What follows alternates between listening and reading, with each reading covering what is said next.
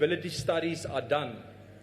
At current, we have the Smithfield Indoor Sports Centre at the tune of 56 million rand being built. But the contract has been cancelled due to slow progress on that project. And that is highly concerning. And the the Auditor General has highlighted that infrastructure projects in the Free State Province are not backed by feasibility studies.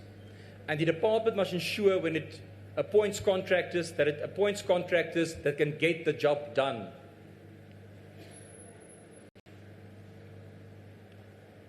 Honourable Speaker, we must also interrogate how infrastructure investments are being prioritised in the province. The rollout of 4 new combi courts raises important questions about planning and sustainability. There must be a clear feasibility and impact assessments done to determine whether these facilities are being allocated to local municipalities with capacity to maintain them and secure them. We cannot continue to hand over multi-million rand infrastructure to municipalities that lack the competence to protect these assets, to utilize these assets. We cannot hand over multi-million rand assets and then 2-3 years down the line see these assets have been vandalized, there's no access to water, there's no power. The department must start rewarding municipalities that are coming to the table and that actually deliver on its promise to maintain these facilities and to roll out programs in at these facilities. We cannot hand over multi-million rand projects to defunct municipalities.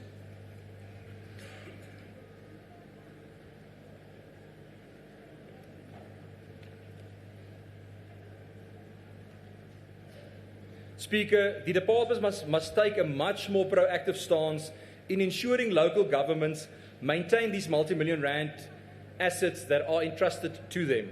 These assets cannot be handed over to local governments to be destroyed or to lay barren without being used.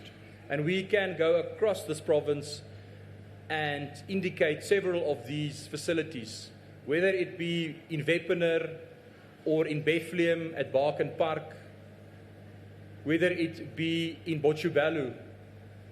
These facilities are there. They are monuments that we can go and visit. Honourable Speaker, the issue of youth unemployment in our province remains deeply concerning.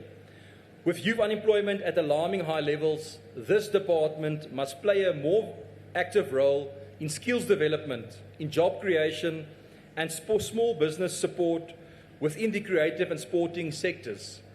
This department can play a vital role in addressing many of the social ills we see today amongst our youth. Social ills such as drug abuse, substance reliance, teenage pregnancies, but as well as educating our children and providing them with skills. The DA remains highly concerned about the future of the Free State Sports Science Institute following the land swap agreement between the Free State Government and the Central University of Technology. Questions around the land swap arrangement and the reported 109 million already paid over by the Central University of Technology to the Department of Public Works and Infrastructure must be clarified.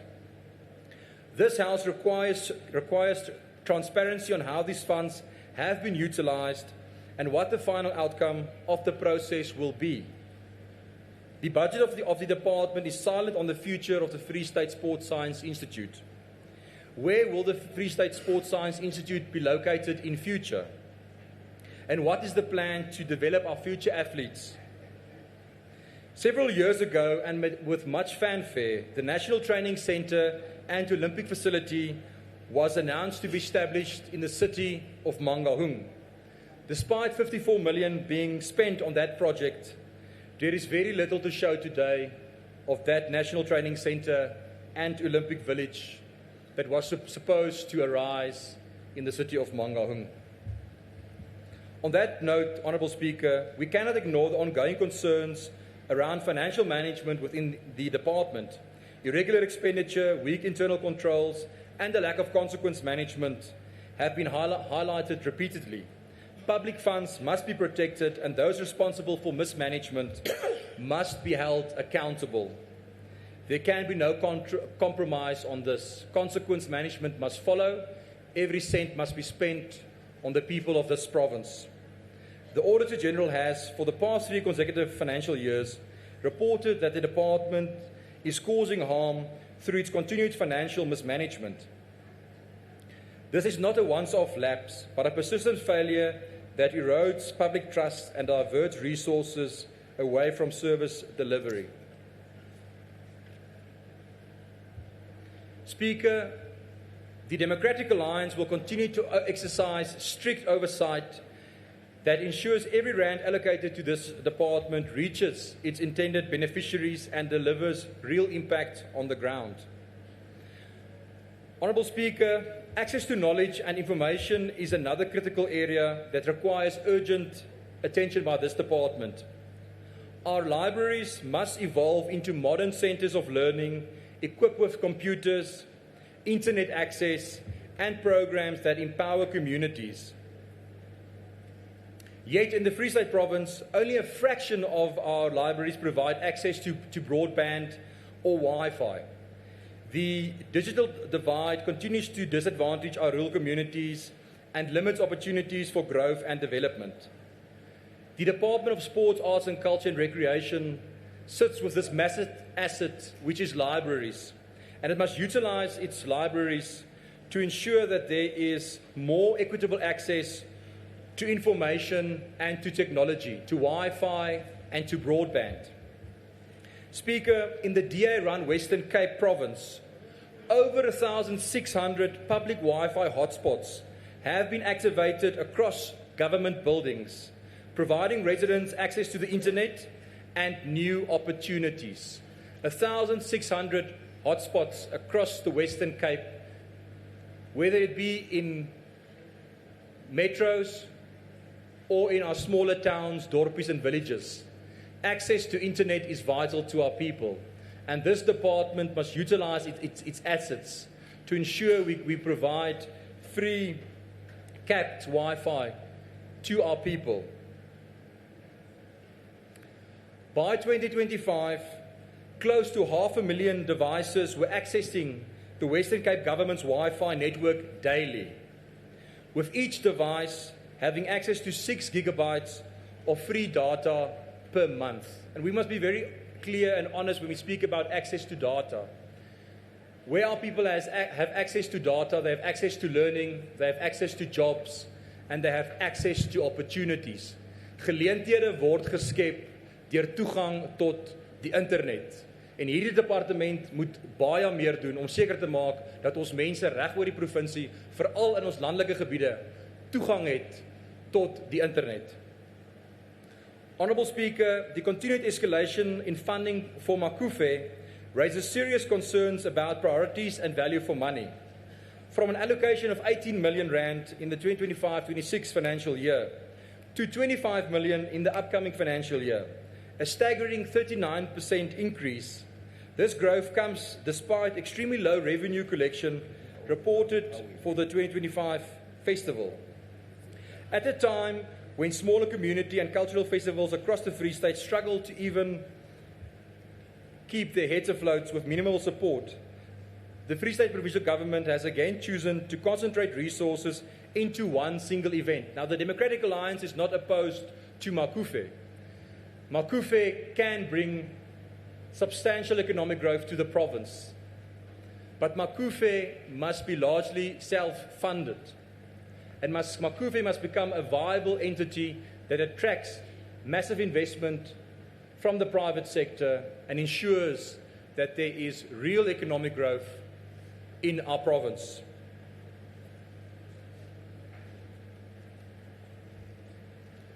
Speaker, our museums and heritage sites also require renewed focus. These institutions preserve our history and identity, yet many of them are in a state of neglect. With proper investment and partnership, they can become the key drivers of tourism and education in our province. But Speaker, let me give credit where credit is due.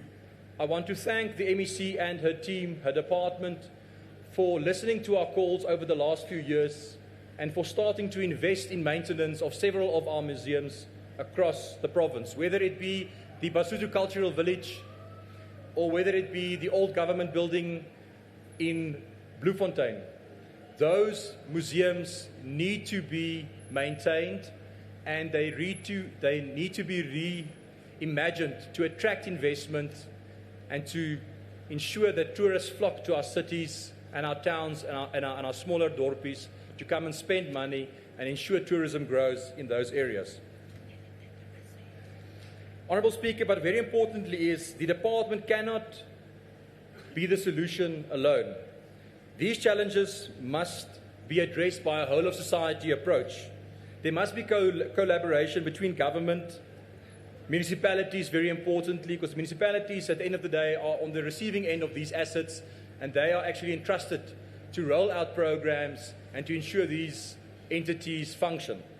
But there must also be collaboration with the private sector, with NGOs, and very importantly with our communities. It is essential. Speaker, let me take a moment to thank and acknowledge all of the coaches, all of the organizers, and all of the artists, the people who actually give their time and their energy to keep our sport and culture alive in their communities. Without them, this department would not be able to deliver even the limited programs that it currently does. Our volunteers and our coaches and our parents and our teachers deserve more support. They deserve more recognition. Thousands of volunteers and organizations who continue to carry the burden where government has fallen short.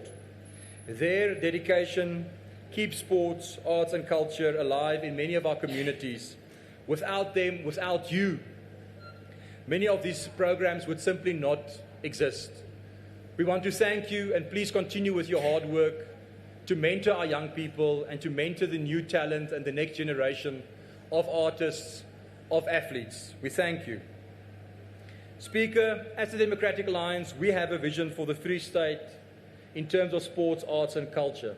We want to see a Free State where each and every child firstly has access to programs where they can live out their sports, arts and culture talents, but also where they've got access to a local swimming pool, where they have access to a local soccer field, where they have access to athletic stadiums of a world quality.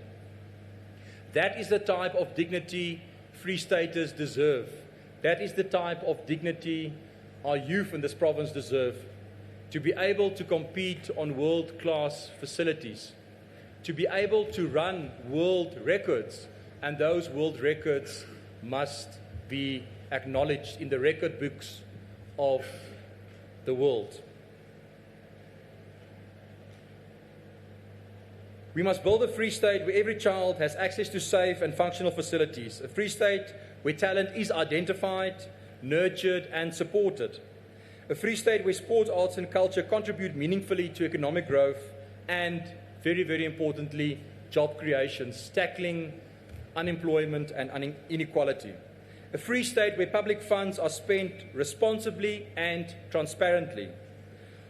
Honourable Speaker, the true measure of the Department of Sports, Arts and Culture and Recreation success will not be found in the reports or the speeches that are given here today or in the committee reports or meetings, but it will be met by the lived experience of the people in this hall, the people of Zamdela, the people of Allenreach, the people of Marigetla and Tromsburg, people on the ground who make use of these programs and who make use of these assets.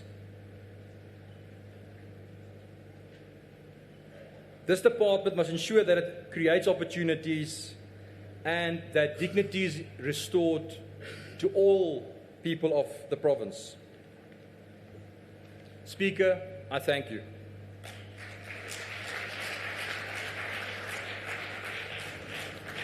The Honourable Member Shalele.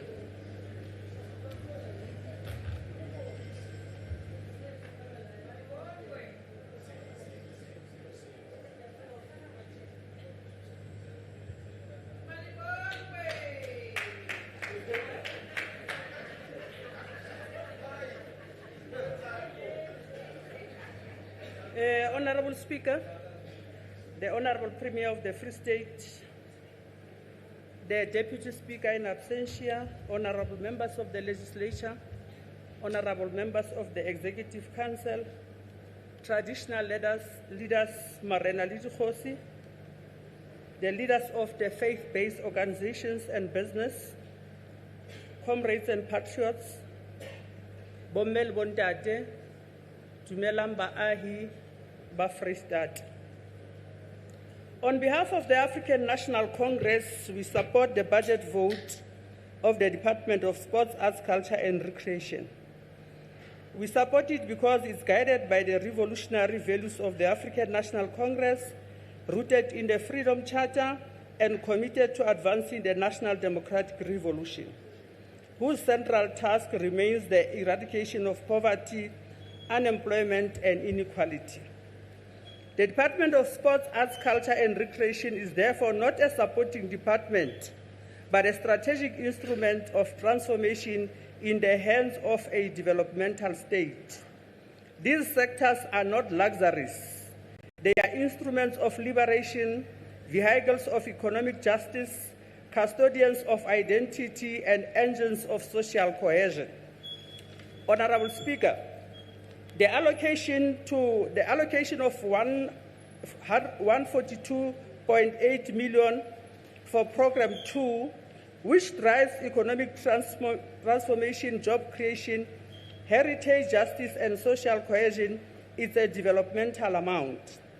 At the center of this program is the Mangaung African Cultural Festival, which continues to demonstrate that culture is not merely expression, but economic participation, Honorable Mukabela. In the 2025-26 financial year, 80% of artists who participated in Makufe were from the Free State. 49 SMMEs were economically empowered, and over 900 jobs were created through Makufe. Through Makufe, township enterprise, small businesses, and emerging creatives across our province were brought into the mainstream economy. The department expanded this impact through district arts festival across Fezile Dabi, Lejweli Putswa Kharip, and Thabo Mofutanyana, ensuring that no community is left behind. The establishment of the provincial film hub to unlock opportunities in film, television production, digital content creation, and the broader creative industries is welcomed. Honorable Speaker, I listened to the members who came to speak or debate on the budget. Let me address the issue of Honorable Mukabela from ACT, who says the programs of the department are not the economic contributors. I think Honorable Mukabela must now start to learn that if there's any arts festival, sports activities, the hotels are full, SMMEs are benefiting, and people who are working in hotels are full-time. The equipment provided by the department, that equipment is procured from well-established businesses where people are employed full-time. That does not mean the department must create the employment, but it creates the employment through procurement that they do when they buy this sports equipment. Honorable vessels, you are saying in the Free State excellence is seen. Thank you for that, because sometimes it's good to acknowledge where good work is done.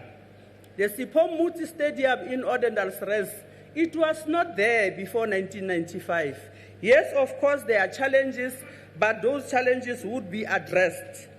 And Makufe is expanding access to those who never had access before.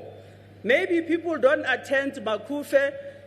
Honorable vessels, one day you must attend Makufe and see how access is expanded, especially to those who come from our townships. When Makufe happens, people in the township, they open their houses for them to be used as accommodation. That's opening access. Honorable Foko, thank you for telling people that MKP does not exist. E hloleile, ha e sa batla letho, e batla batho ba ntshe pusong. Because you acknowledged hore ha le kgathetse, ha le sa batla letho, le batla fela ho tswa pusong marena ana.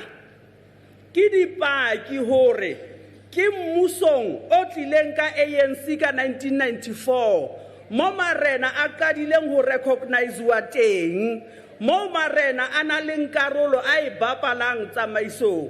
E re ko hopotse Ntate Foko, morena ha a kgethwe, morena o a tswalwa. Now, how re morena a kgethwe ka mantswe a mang, wena o nahana hore morena wa kgethwa, morena o a tswalwa, e tla ba morena ho fitlhela a tsamaya lefatsheng lena. Honorable Foko, mokgatlo wa African National Congress ba bang ba batho ba o theileng ke marena, because ba believer hore the African National Congress is the only organization that can liberate and that has liberated our people.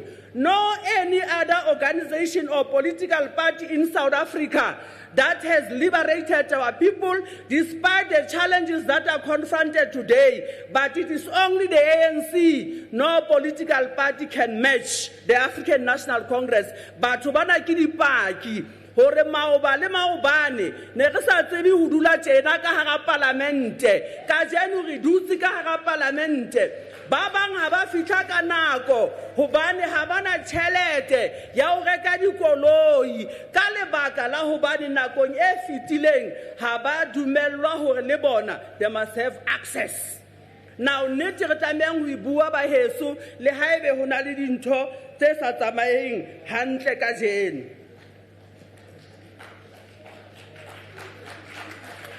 Honorable Nanyane,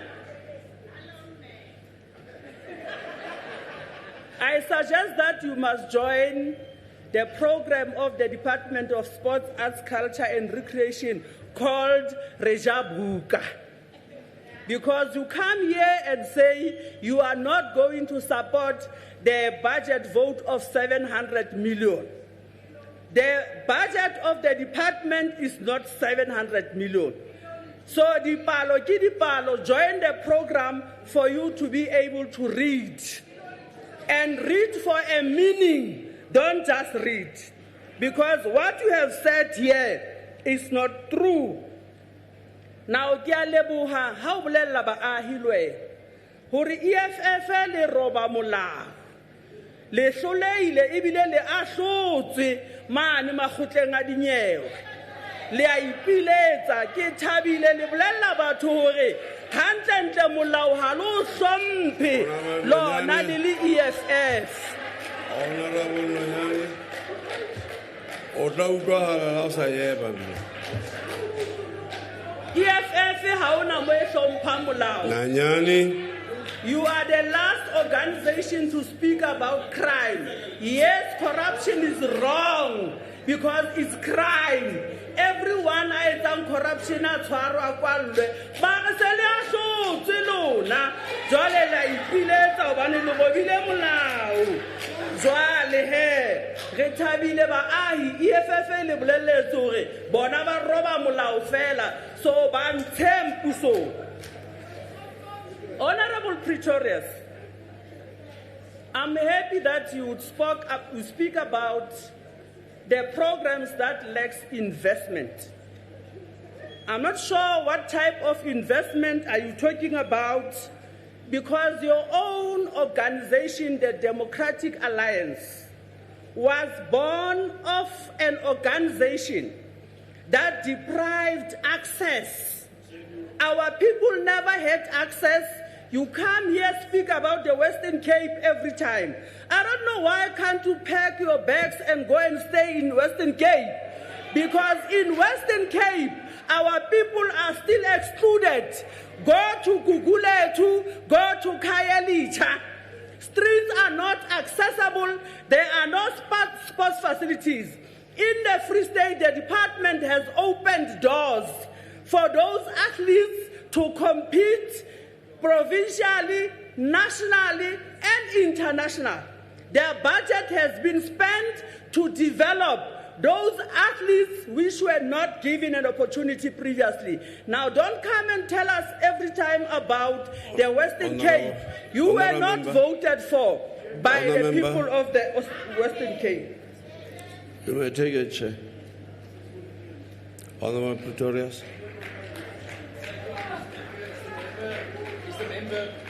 Thank you very much, Honourable Speaker. Is the member prepared to take a question on the number of world-class athletic stadiums, accredited athletic stadiums that the Free State Province has? Is the honourable member prepared to take a question? My time will be wasted.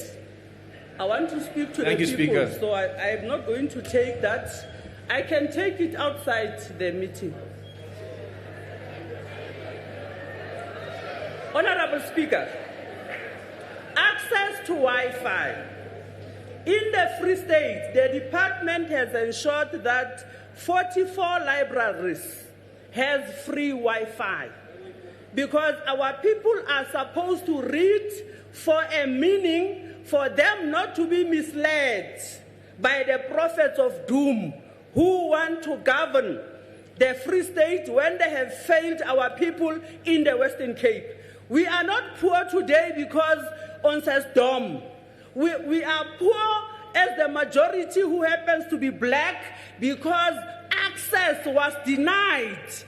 The Bantu education which was given to us made us what we are today. Thank you very much to the African National Congress, which came with transformative policies from 1994.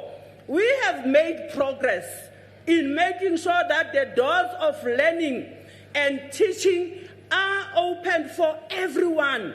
That's why even at my age, you can still learn. You can participate in the Golden Games, the games that allows elderly people to go and compete. Who did it before? No one except the African National Congress. We must accept that. The indigenous games, why are they called indigenous games?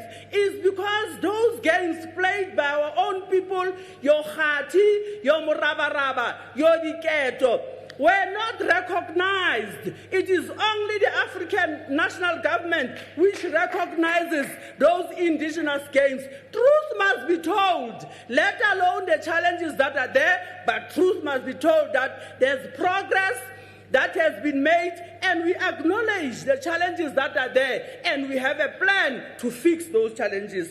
Now, Honorable Pretorius, after this sitting, please pack your bags and go and stay in the Western Cape because you address the people of the Free State as if they voted you.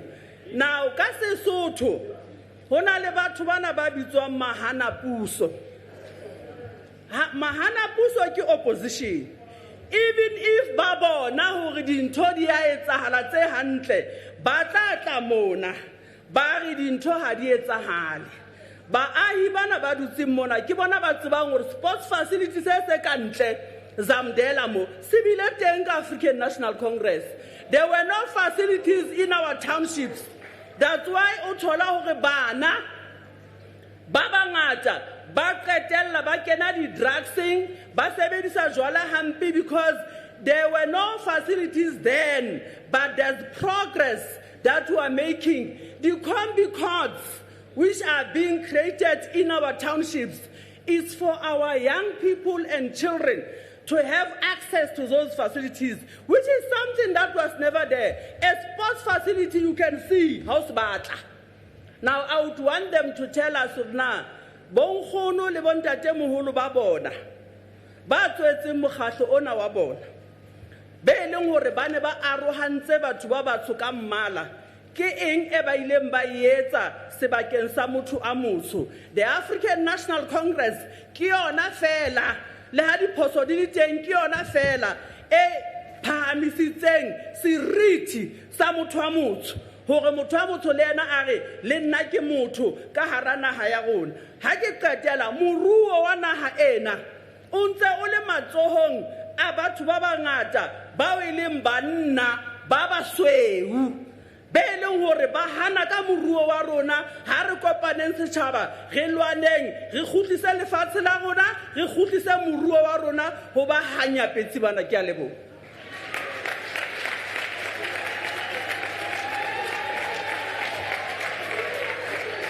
The Honorable MEC may now reply.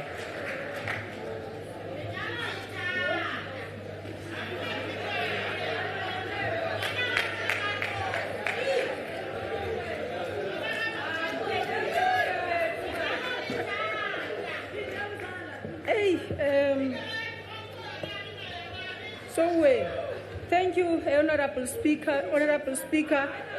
Let me quickly correct the mistake that I did. Kise Sompo Hubaruti Baruna Batengwan, Public Service Commissioner Kimuboni Liena, and our private sector businesses that are here. Honorable MEC Matlatsi, let me thank you for emphasizing the role of this department, emphasizing the role that it has to play in ensuring that there is social cohesion, in ensuring that we don't forget using our archives and our heritage sites, that where we come from as a country. Honorable Mkabela, there was a contradiction on this podium because you hold a view that we are not a department that is supposed to participate in terms of economic activities. But I'm glad that Honorable Pretorius and other honorable members who have spoken here, they emphasize the role of the department in making sure that we contribute that. In many countries, we have honorable vessels quoted Shaquille O'Neal. Shaquille O'Neal is a sports person who has made his living out of sports. The billions that he's having come out of sports. So we cannot relegate sports to just being something that is by the way.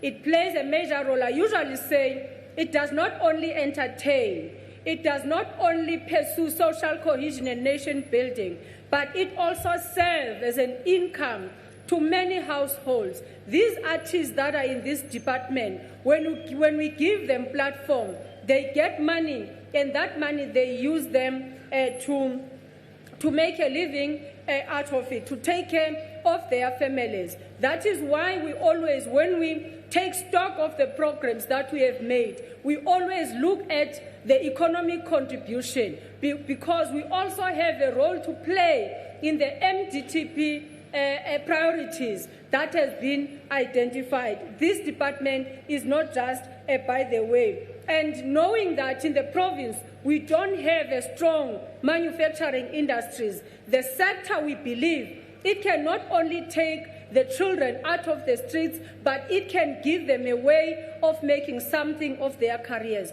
Those that we have mentioned here that are participating, they are earning a living. That is the economic participation, and their income is added to the GDP of this province. The MOU with Mukaga and correctional services, if we are going to build a memorial in a correctional service, that facility belongs to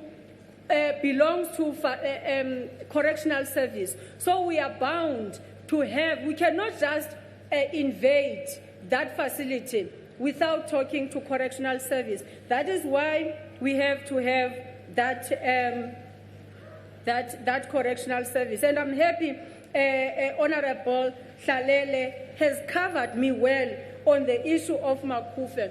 But honorable members, I don't know what happens. You forget what you've said before, whether deliberately or intentional. You are the ones, on my first appearance to the legislature in the sitting, you asked me about bringing back Makufe. Although we were not told by you, it was already in our plans. But But you kept asking, especially you, the economic freedom fighters, that the people of the Free State want Makufe back. Now we are bringing Makufe back. You take this podium and say Makufe is useless. No, it can't be. Honorable Kharekwi, thank you very much. And we know that as the legislature, we always ask us these questions. You are always attending in some of our programs, so you know it better what we have done and what impact those things have had. Honorable Foko, on Sports Day at schools, we are in a process of having an MOU with the department. Again, as the sports, we cannot impose ourselves in the schools. There must be an understanding of how are we going over and above providing the attire, but we are looking into having an MOU that says how are we going to work. But I disagree to say children have, it's a blanket statement, and again it was responded to because there are facilities and the naming of the sites. For us or our committee on naming the PGNC, Provincial Geographical Names Committee, for them to take a process of renaming, the community must submit that request. As the department, we don't go around and say we change this, we change that. But when there is a request from the community, and the due process will follow. So don't accuse us as the department. If there is any site or any street you want to be renamed, start that process and bring it to the department. Thank you, Honorable Mabuya, for affirming the fact that sports, this department is measured by its character, that which we have already alluded. Honorable Pretorius, Honorable Nanyana, issues of unqualified of irregular expenditure, but AG has given us unqualified audits, and we were audited in terms of the PFMA. That is why I said we are looking forward to a clean audit moving forward, because we know that there is improvement. Honorable Pretorius, every time I go and appear, I am asked about the state of facilities in the province, and I kept saying it is not our mandate. Our mandate as the department, we build these facilities and we hand them over to the municipalities. Through the municipal infrastructure grant, these facilities must be maintained. Through the USDG grant, in the case of metropolitan cities, these facilities must be maintained. So it is misleading to take this podium and make it the problem of this department when the athletes have been discredited. And make no mistake, I feel bad for that. But I feel also it is unfair for you to say it is our problem. And you also are responsible for the oversight responsibility, which includes the municipality. So uskari kapesa jasi esinyarona, yes, we take interest. That is why we engage. That is why we persuade. That is why we always make sure that we call these meetings with municipalities. We initiated a platform as the province to call the municipalities so that we can discuss these facilities. We can discuss not only that of sports, but also those of the arts and culture that are in their respective institutions. So, for that matter, did you see the Newlands Stadium in Cape Town, the rugby stadium? When was the last time you went there? It's no longer working. It's in tatters. So you must not always paint this picture that is so rosy in front of the communities. It depends on where you go to Cape Town. The famous Newlands Stadium in Cape Town is a mess. It is not used, and it is nearer to the black communities, when you go down the road towards Ekayelicha in Cape Town, that facility is no longer working. So when you are saying we want us to build world class, we would like to build world class, but I feel like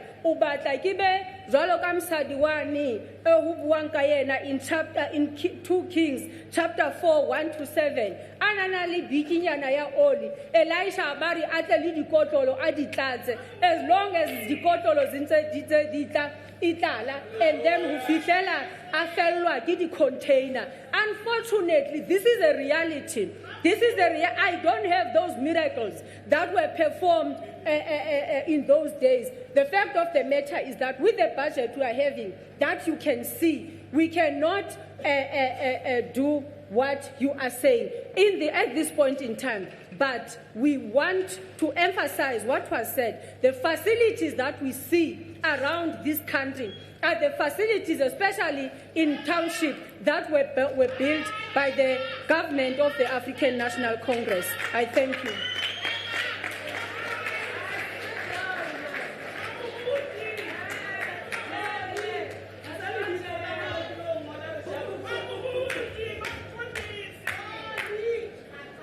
The reply by Honorable MEC.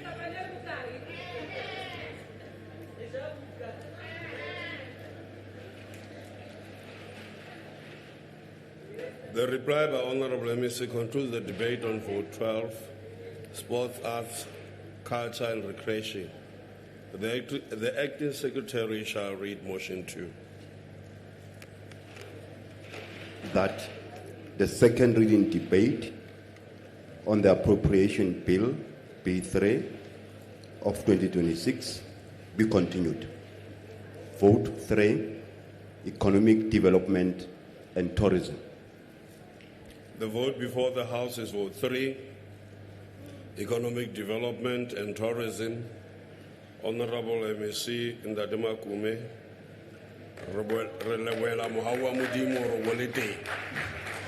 may now address the House.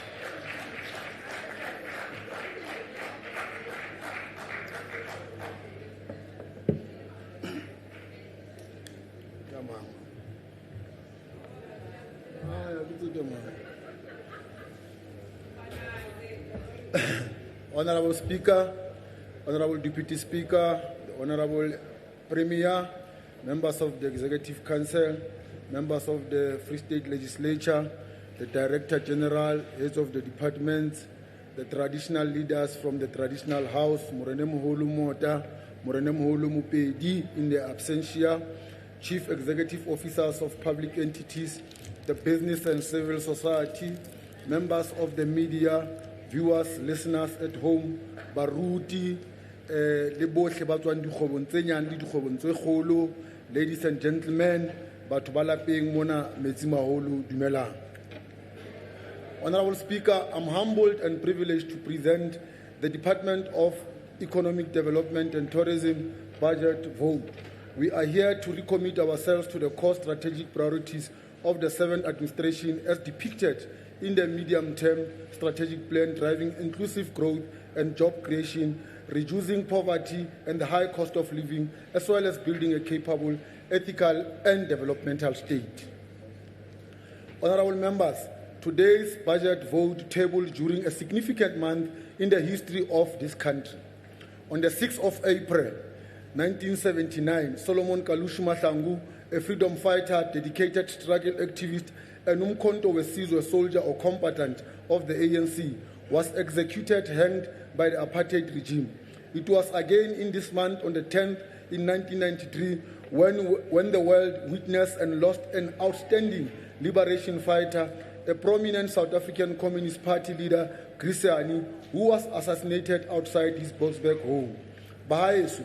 It was also on the 24th of April 1993 when we lost one of our outstanding giants, an internationalist, a unifier, a gender activist, and the longest-serving president of the ANC, Ntate Oliver Reginald Tambo, who died of stroke and long battle with illness. In 6 days' time, on the 27th of April 1994, South Africans will commemorate the Freedom Day. This day was not easily. It stands as a powerful milestone, marking the end of more than 300 years of colonialism, segregation, apartheid, and oppression. It ushered a new democratic dispensation, the adoption of a progressive constitution, and the inauguration of Utatu Nelson Mandela as the first president of the free democratic South Africa. Indeed, it is a special day that signifies liberation, the restoration of human dignity, and the promises of equality for all citizens, regardless of race or gender. It is a day that reminds us of the immeasurable sacrifices made by the individual nations to break away from the chains of the unjust segregations by a selected few. Bongata ba bana ba tharientsho ba lwanetse tokoloho ena e re lokelang ho tshabana le ho ihlompha le yona ka madi a bona. May their souls rest in eternal peace. As we take up the baton and advance the struggle for economic emancipation and social justice, we pay solemnly tribute to them and to the many other liberation fighters whose sacrifice secured our freedom and continue to inspire our path forward. Honorable Member, it is imperative that we recognize the 2026 as a year of decisive action, a year in which we must fix and stabilize local government while accelerating economic growth and transformation. This calls for the urgent and effective implementation of policies and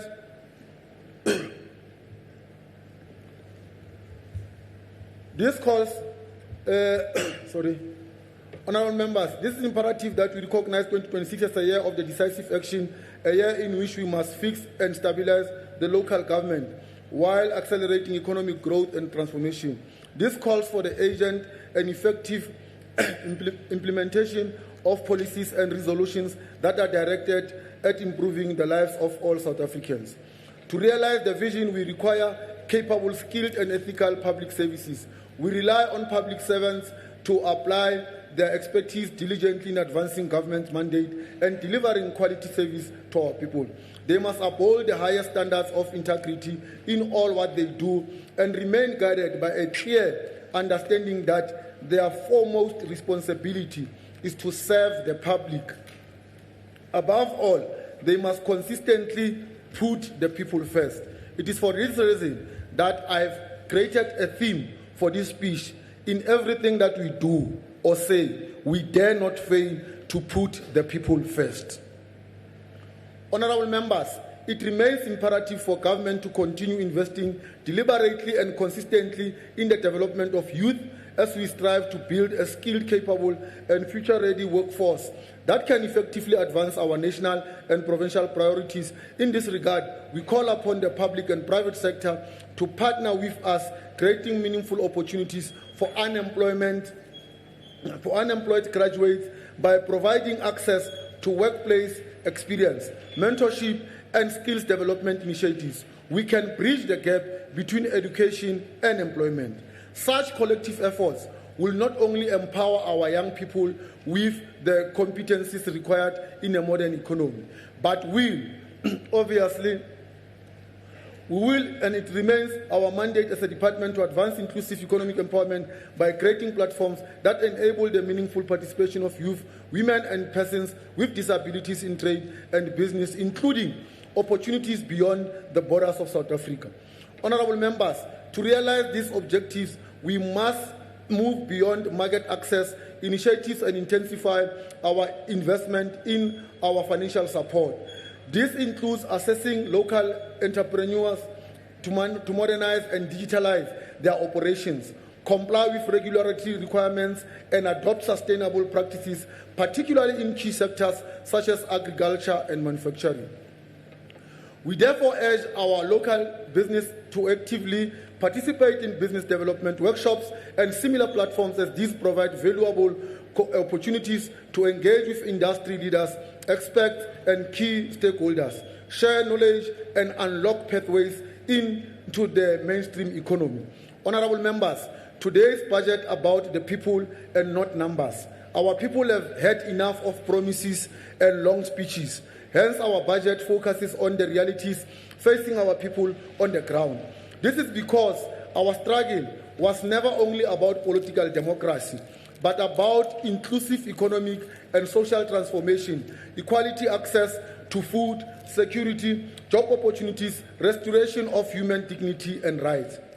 In everything we do or say, we dare not to fail to put the people first.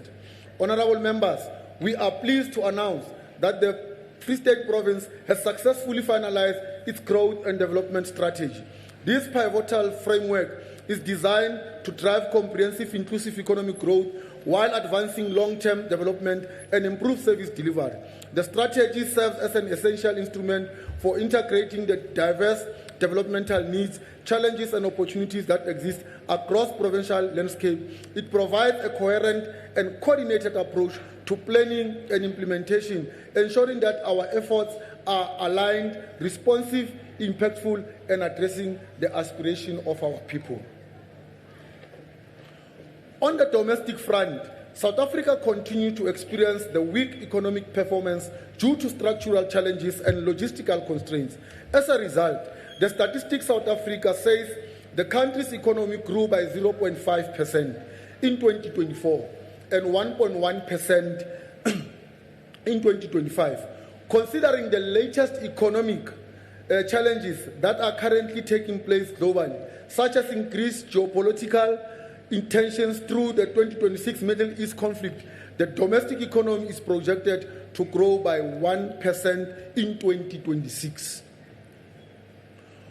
Over the medium term, from 2025 to 2030, the provincial economy is expected to experience a gradual and uneven recovery. Real provincial GDP is projected to increase from 2.15% to 2025 to 3.02% to 2029, averaging 2.27% over the period. To achieve stronger longer-term growth, we must focus on industrialization. We must strengthen agricultural value chains, ensuring energy security, attracting investment, and easing logistical constraints that continue to eliminate the economic expansion. Honorable Speaker, economic activity within the province remains unevenly distributed across regions in the largest share of the provincial GDP at 50.04%. In numbers, it's 189.8 billion, while the Harib District Municipality contributed the smallest share at 1.8%, which in numbers or in figures, it's 7 billion.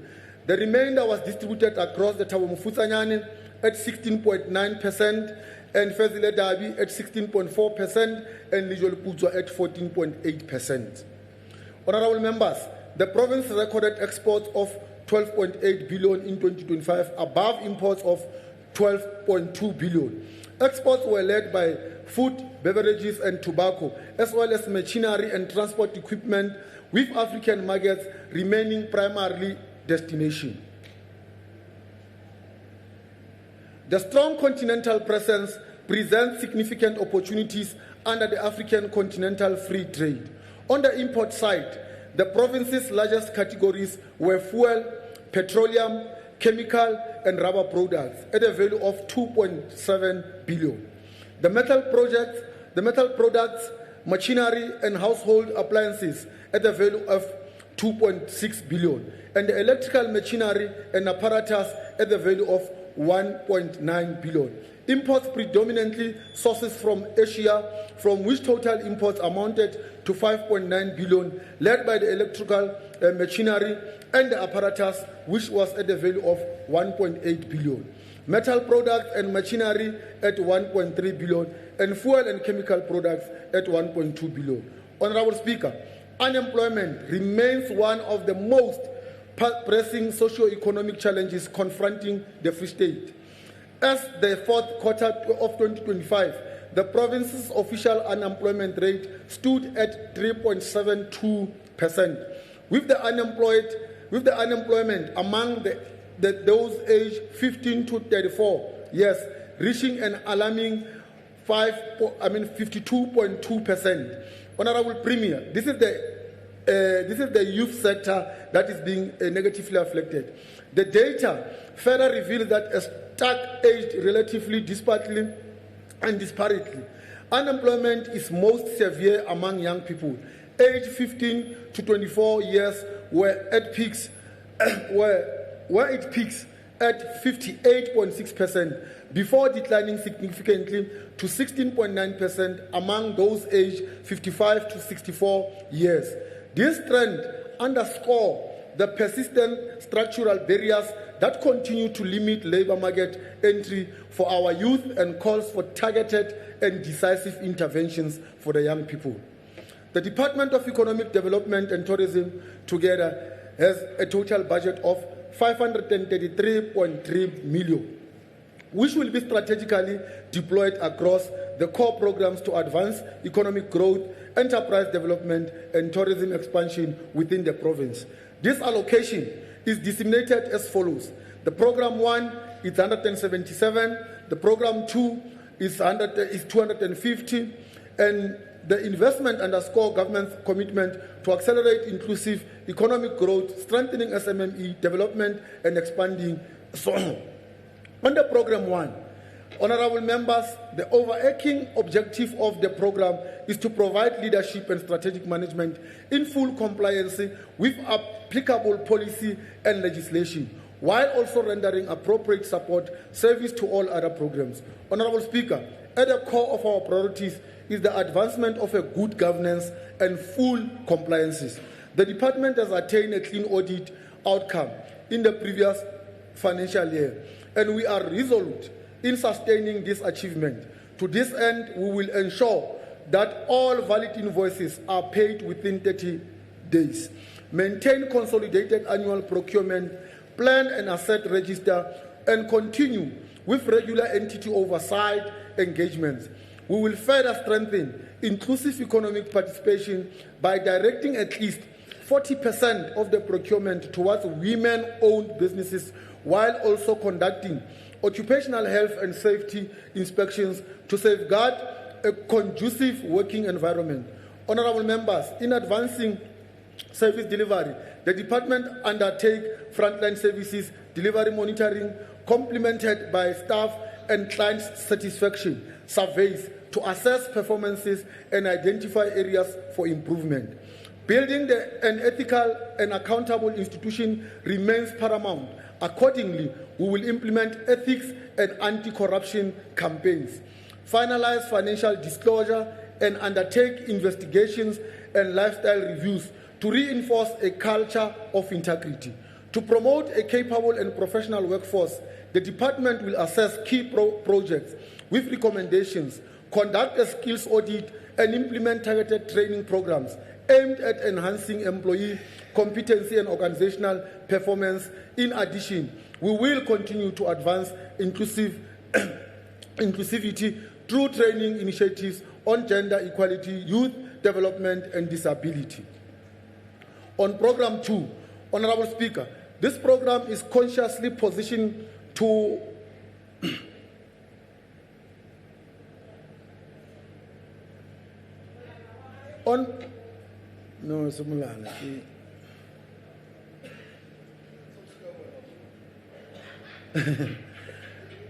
Honorable Speaker, on Program 2 is consciously positioned to drive a conducive environment for inclusive economic development in our province. It places particularly emphasis on empowering small business as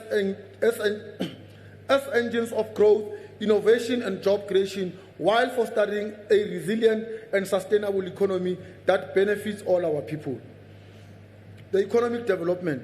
Honorable Speaker, agriculture remains a cornerstone of the Free State economy, with a strong concentration in districts as Karib and Tabong Futsanyane, where it contributes up to 24% and 16.5% of local economic activity, respectively, in those regions, and present significant opportunities to beneficiation.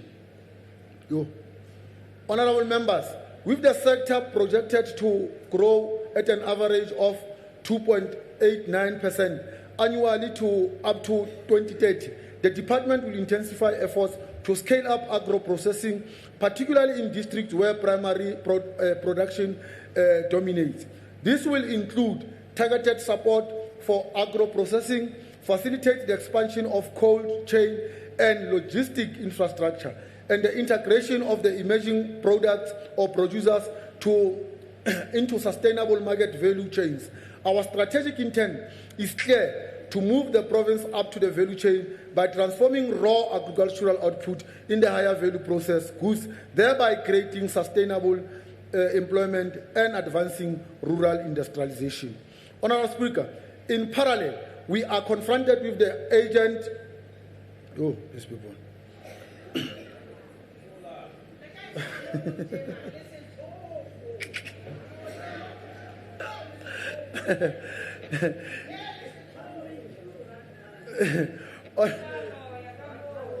Thank you.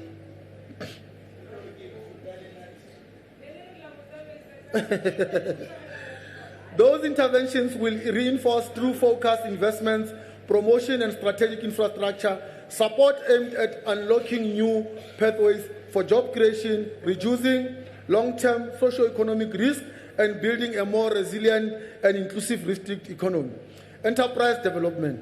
Honourable members, at the centre of the economic strategy lies a clear, deliberate objective to accelerate economic growth through targeted and impactful enterprise support in the 2026-2027 financial year.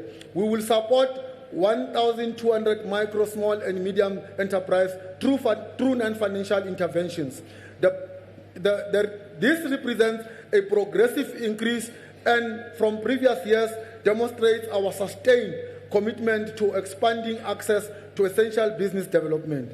In strengthening enterprises development further, we will introduce structured mentorship programs, provided direct guidance to 50 MSMEs. This intervention is designed to ensure that emerging enterprises are not only established but are adequately supported to grow, sustain themselves and scale within competitive markets.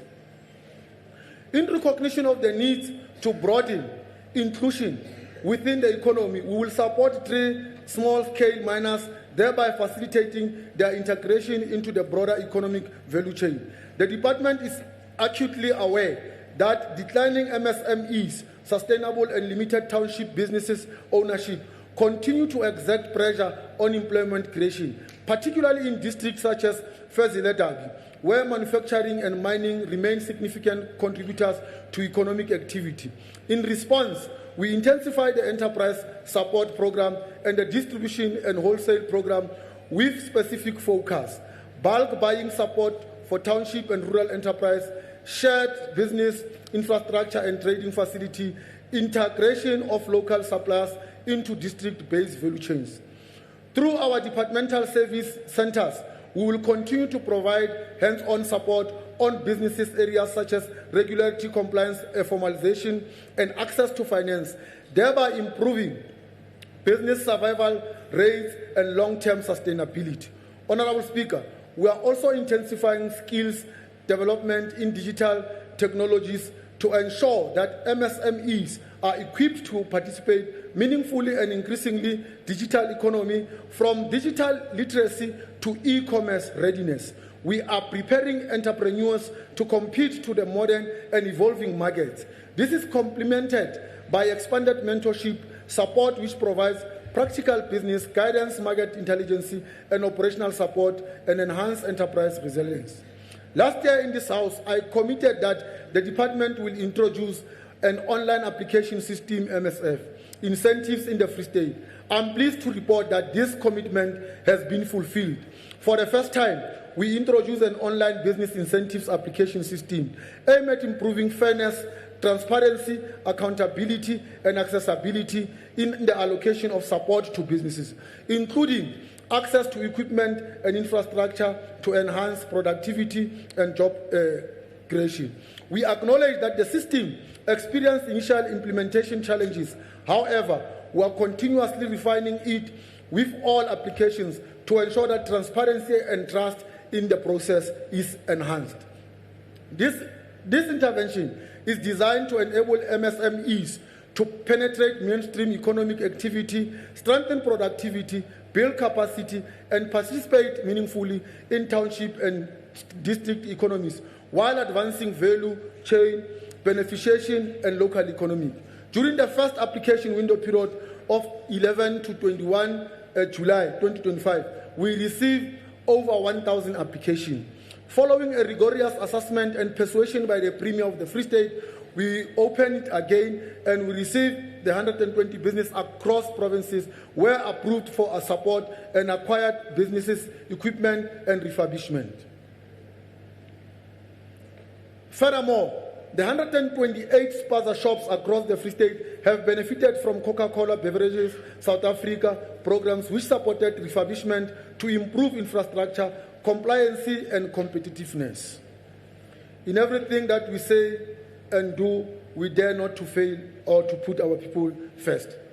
On industrialization and manufacturing recovery, Honorable Speaker, manufacturing remains a critical anchor sector, contributing 29% to the first Dabi economy and over 18% in Thabo Mofutshanyane.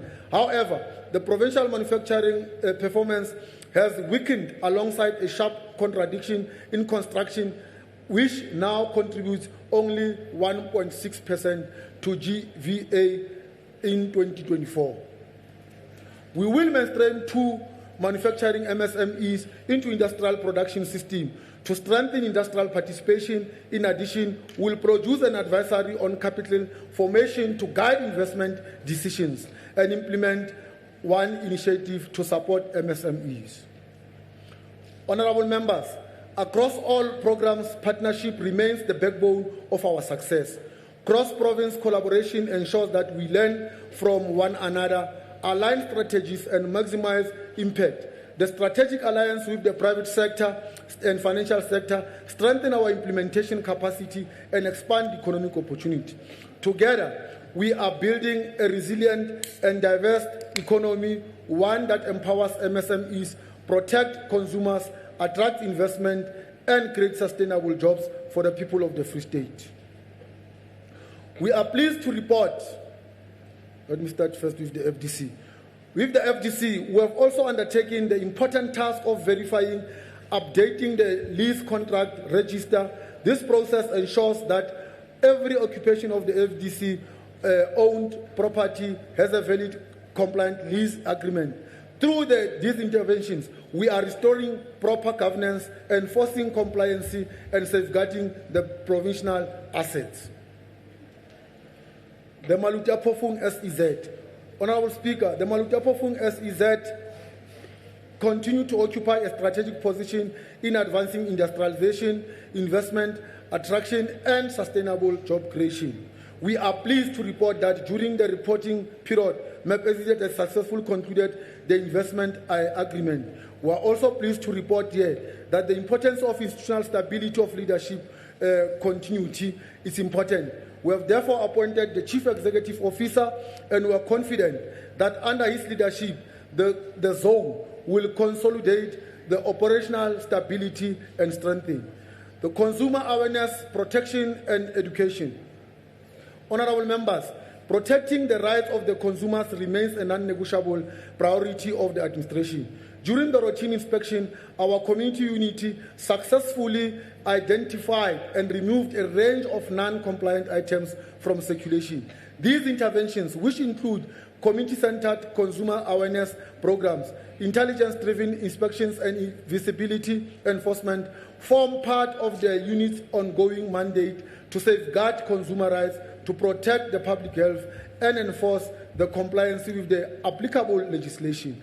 The removal of unsafe, non-compliant goods from the market contributes significantly to maintaining market integrity and reinforcing consumer confidence in our economy. Beyond enforcement, we have strengthened consumer education initiatives to empower residents with knowledge of their rights and responsibilities. The Liquor and Gambling Board. In advancing the regularity mandate of the Free State Gambling, Liquor and Tourism Authority, we are placing deliberate focus on strengthening governance within the liquor licensing environment. Central to this is the automation of the licensing system, which we will modernize application, adjudication, and compliance processes. This intervention is not merely about efficiency, it is about restoring the integrity of the system. By digitizing records and introducing the transparent tracking system, we will decisively curb fraudulent licenses, eliminate duplication, and close loopholes that have historically been exploited. The reform positions the entity to deliver a credible, accountable, and investor-friendly regulatory environment. The proliferation of illicit alcohol remains a serious threat to our industry, not only to the economy, but also to the public health and community safety. In response to the authority, we will intensify coordinated enforcement through targeted blitz, inspection, working in close partnership with the South African police services and custom authorities. These operations will focus on dismantling illegal distribution networks, confiscating counterfeit products, and ensuring that only compliant operators remain active in the market. Following a resolution by the Executive Council, a dedicated member of the Executive Council will be assigned to lead the development of a comprehensive turnaround strategy for the raceway. This intervention underscores government's commitment to revitalize a Phakisa Raceway, a strategic provincial asset with significant potential to contribute to economic growth and tourism creation. Through these targeted interventions, the Free State Gambling Liquor Board and Tourism Authority reaffirms the commitment to clean governance, economic growth, and protect our efficiency and competitively market. The Program 3, which talks to tourism. In everything we do or say, we dare not fail to put the people first. The primary objective of this program is to ensure adequate planning, sustained growth, meaningful, and within our broader economic transformation agenda. Honorable members, before I turn my focus on the plans under the program for the 2026-2027 financial year, allow me to briefly reflect to the notable achievements of the 2025-2026 financial year. We prioritize the targeted marketing initiatives aimed at promoting newly established thematic roads and flagships events. This deliberate intervention was designed to diversify the provincial tourism product offering and to strategically position the Free State to compete with specialized and niche tourism markets, but also to emphasize the point that Free State is a place to go to, not a place to go through. You've got your Kosafa, the Mangaung, I think the MEC has already reflected to Makufe, the Camino hiking trails, the Maluti Drankensberg, the Cosmo Route Tremek, and many other events that we have supported in the Free State. The strategic partnership and intergovernmental collaboration. Honorable members, the department has strengthened strategic partnership across all spheres of government. And with the key industry stakeholders, these collaborations have been instrumental in leveraging resources, improving coordination, and maximizing the return on tourism investment. Through those collaborations with the district municipalities and provincial government, the district tourism forums were successfully convened across the first 3 quarters of the financial year. These forums remain critical platforms for the alignment, coordination, and the effective implementation of tourism. Honorable members, in response to the evolving digital landscape of the department, intensified its focus content on driving marketing campaigns across digital platforms. Daily content dissemination through Facebook, Instagram, and other social media platforms has enhanced visibility of the province tourism offerings and strengthened the public engagement. As a result, the department recorded a 50% increase in social media following in 2025 compared to the previous year. The provincial growth trajectory coincided with a 3% increase in the domestic tourist arrivals during the second quarter compared to the same period in the preceding quarter. In strengthening visitors' services, 2 visitors' information centers located in Clarence and Parys, successfully completed SMART VIC training in preparation for the National Digital Transformation rollout. The sector performance targets and development priorities. Honorable Speaker, tourism remains a critical driver of the economic growth, job creation, and community upliftment. In this regard, the department has set measurable outputs and guide implementation and track performances. To increase tourism market share, the province will implement 8 tourism sector development initiatives in line with the Free State Tourism Sector Strategy 2020 to 2030. These investors are aimed at strengthening planning, coordination, and sector sustainable.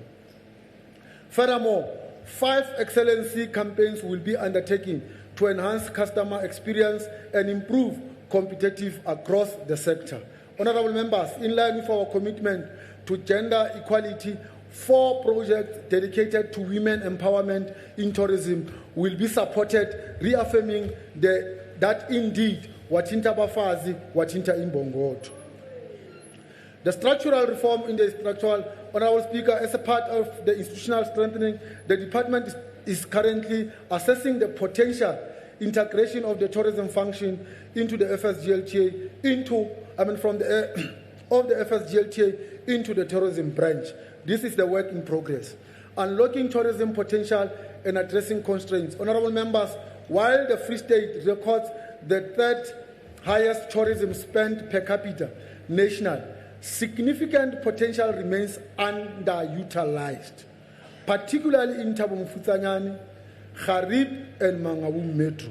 To address this, the department will leverage key district-specific assets, including Maluti Mountains, the Golden Gate area, the Drakensberg ecotourism corridor, and the cultural heritage offerings Mangaung.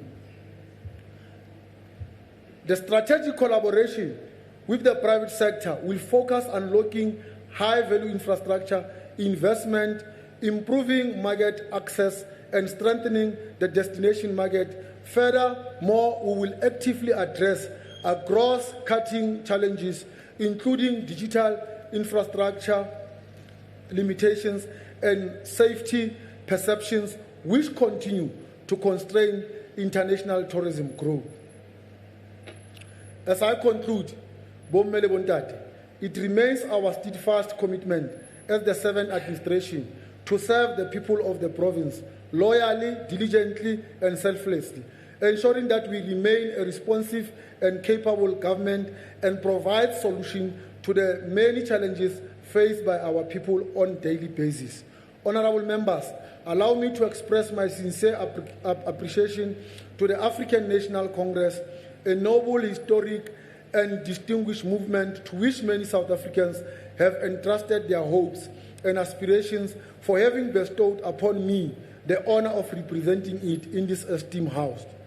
Accountability is central to our democratic struggle and continue to serve as a foundation of our constitutional order. In this regard, I wish to convey my gratitude to the Honorable Speaker as well as the Provincial Public Accounts Committee for exceptional and unwavering commitment to ensuring that we remain accountable to the people we serve, as accountability is the site of the struggle and forms the cornerstone of our democracy. I also wish to extend my appreciation to the Honorable Premier, Mama Action Maqueen Letsoa Matai, for entrusting me with the responsibility of leading this critical department.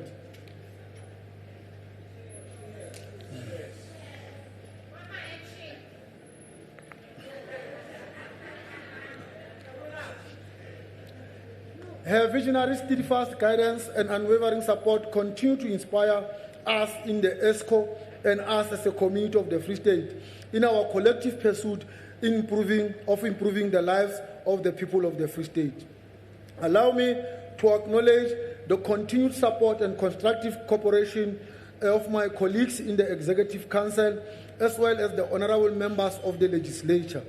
I would also like to extend my sincere gratitude to the acting HOD of the department, members of the board, chief executive officers of the Republic, and all officials of the departments and entities who are working hard to ensure that the department achieve its objectives. Your dedication, commitment, and willingness to consistently go beyond the call of duty remain instrumental in advancing our developmental mandate. Let me also take this opportunity to thank the office supporting staff, which they also work tirelessly to ensure that we do what we can do best. Finally, I also wish to express my deepest appreciation to my wife and the entire family for their unwavering love, encouragement, and support, which continue to sustain me in execution of my responsibility. Let me also thank the 3 VIP protectors, Ibile ka Jehova le ka bona ke sa phelang kajeno. In everything that we do, we say we dare not fail and put our people last. I thank you.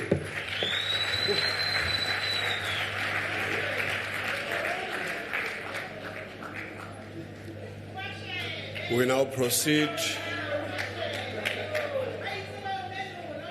to the debates on the Honorable Mr. presentation of the budget vote of the Department of Economic Development and Tourism. I shall now call upon the Honorable Mr. Manche to commence the debate for 15 minutes. Honorable members, order.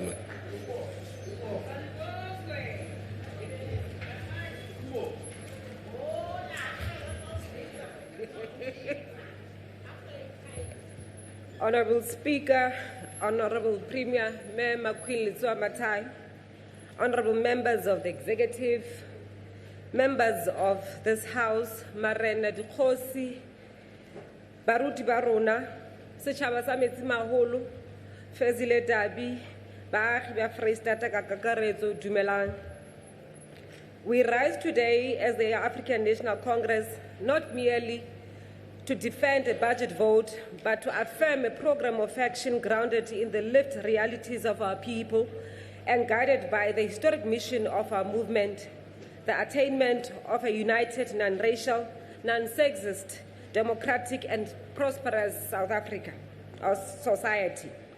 This budget vote of the Department of Economic Development and Tourism is not an abstract policy document. It is a practical instrument of transformation. It speaks directly to the fundamental question that has defined our struggle both before and after 1994. How do we translate political freedom into economic justice? Honorable Speaker, the ANC approaches this budget vote from a clear ideological position. Our 54th National Conference reaffirmed that radical economic or socio-economic transformation remains central to the democratic revolution. This means restructuring the economy to serve many, not the few, expanding participation of the Black people, women, youth, persons with disabilities, and building a developmental state capable of directing economic growth. This budget vote gives expression to those resolutions in a concrete, measurable, and accountable manner. MEC Makume, o tiisitse ka nepo puong ya hao ya ditšhelete hore ditekatekanyetso tsa setšhaba kapa tsa ditšhelete di bua ka batho. ANC e tshehetsa boemo bona ka botlalo. Programo e nngwe le e nngwe ka hara lefapha e shebane le ho fetola maphelo a batho. Honorable Speaker, we welcome the evidence-driven approach adopted in this particular budget because the data is very clear. Mining-dependent regions like Lejwe-Leputswa face structural decline and unemployment rate remains very high. Township economies remains vibrant but vulnerable. Agriculture presents a strong growth potential but limited beneficiation.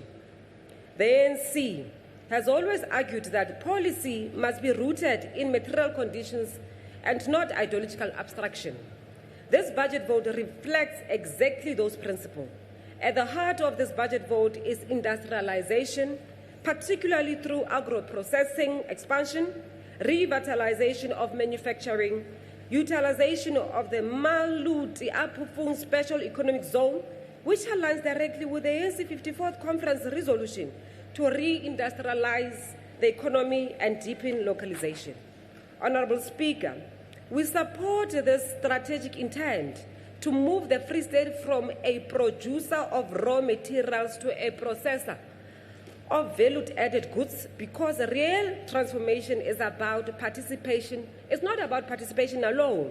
It is about ownership, it is about control, and it's about value creation. Honorable Speaker, one of the strongest pillars of this budget vote is the deliberate support to small, medium enterprises. The figures speak volume, and they speak for themselves.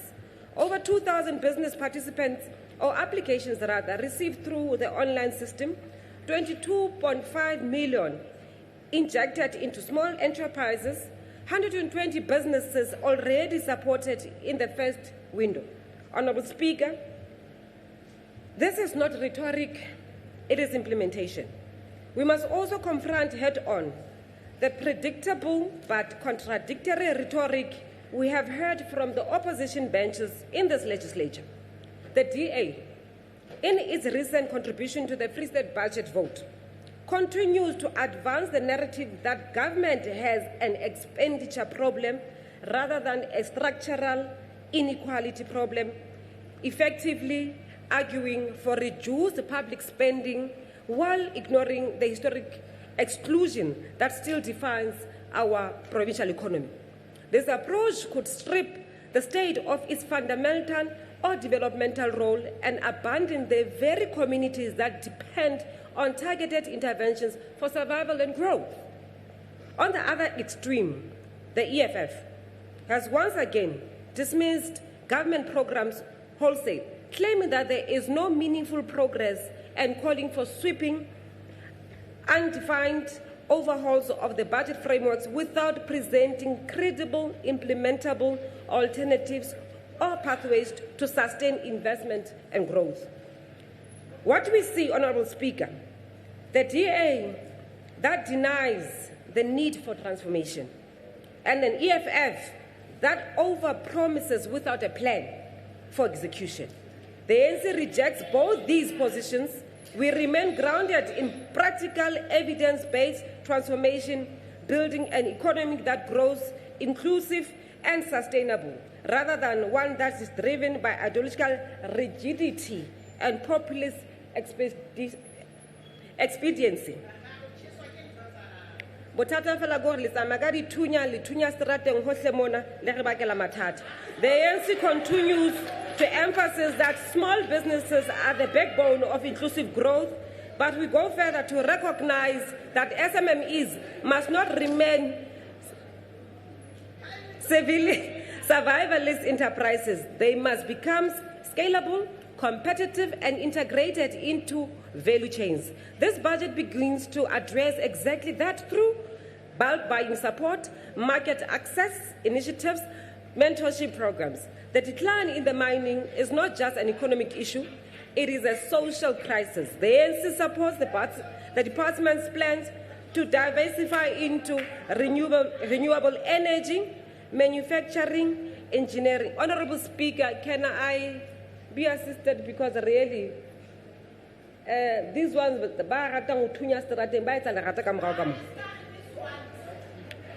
this reflects the broader ANC commitment to a just energy transformation, ensuring that communities historically dependent on mining are not abandoned.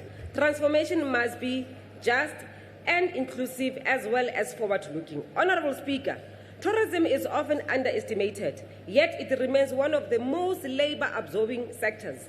This budget vote correctly identifies the mountains, cultural and sports tourism in Mangaung, as well as Drakensberg corridor as strategic assets. The ANC supports increased tourism infrastructure, destination marketing, and community-based tourism initiatives, because tourism is not just about visitors. It is about local economic circulation and job creation. No economic program can succeed without a capable state. Therefore, we welcome the commitment of 100% payment of invoices within 30 days, anti-corruption campaigns, lifestyle audits, and financial disclosures. Honorable Speaker, the ANC has been very clear. A developmental state must also be an ethical state, and to this end, we reject corruption not as a slogan, but as a practical necessity for development. Honorable Speaker, the introduction of the online SMME application system is a significant milestone as it enhances transparency, accessibility, and efficiency. This aligns with the ANC 54th conference call to digital transformation of the state and the economy. The age of the fourth industrial revolution and artificial intelligence is upon us. We must build a modern, tech-enabled developmental state. The budget further correctly situates our provincial strategy within the global realities of climate change, technological disruption, and economic uncertainty. The ANC unreservedly supports this forward-looking approach because economic planning today must be adaptive, resilient, as well as sustainable. Honorable Speaker, we are aware that the opposition parties will raise familiar criticism such as interventions that are too small, that unemployment rate remains high, that growth is slow. However, let us be clear, the budget is not a miracle. It is a mechanism, it is a platform for scaling investment, unlocking partnerships, and driving implementation. The real test is not perfection, it is progress, and this budget demonstrates progress. The ANC does not describe or subscribe to extremes. We reject unregulated market fundamentalists, state control without efficiency, and instead we pursue a mixed economy characterized by a strong developmental state as well as an active private sector, empowered communities. This budget reflects that balance. Honorable Speaker, as I conclude, the ANC calls for the business sector to invest, for communities to participate, public servants to be patriotic, and to deliver on government programs, because transformation is not the responsibility of government alone. It is a collective project. In other words, the ANC basic policy document, the Freedom Charter, says the people shall share in the country's wealth. Therefore, this budget takes us closer to that ideal. Honorable Speaker, 3 days ago, Honorable Makume was involved in a car accident together with his protectors or PSS colleagues. We take this opportunity and this moment to thank the Almighty for his life and the PSS colleagues. We want to wish you, Wanagasi, Mr. Double Clean Audit, speedy recovery. So se bontshitseng kasheko ke boitelo le botshepehi ho setjhaba sa South Africa hore le maemong ana o kgone ho fihla ka monana ka ga parliament o table budget ya lefapha. Honorable Speaker, on behalf of the African National Congress, we are supporting and defending this particular budget vote. I thank you.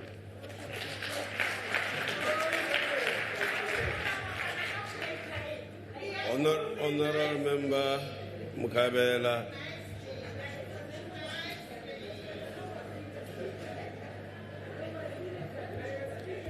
Tell me, honorable members, do I still have to continue referring to your good self as honorable members behaving in the manner in which you do? Please, please, if you want to make a point, make a point. We are not clowns. We are members of this House, representing these members that are there. And I would like us to have a debate that is dignified. Please.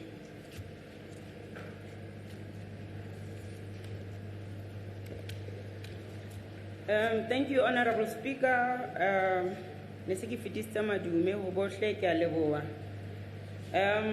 Honorable Speaker, the recent reports and political oversight indicates the significant failures within the various provincial departments of economic development and tourism in South Africa, particularly in the province of Northwest, Limpopo, Mpumalanga, and our beloved province, Free State.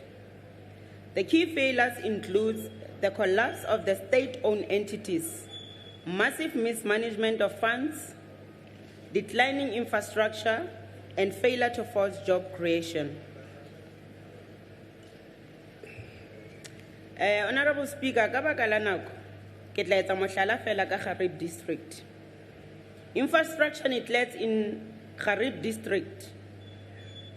Tourism is stagnant due to poor roads and lack signage and abandoned tourism centers. Through you, Honorable Speaker, Mupurimiri wa rona wa Freistata, Mema Queen, le time Mema Queenie,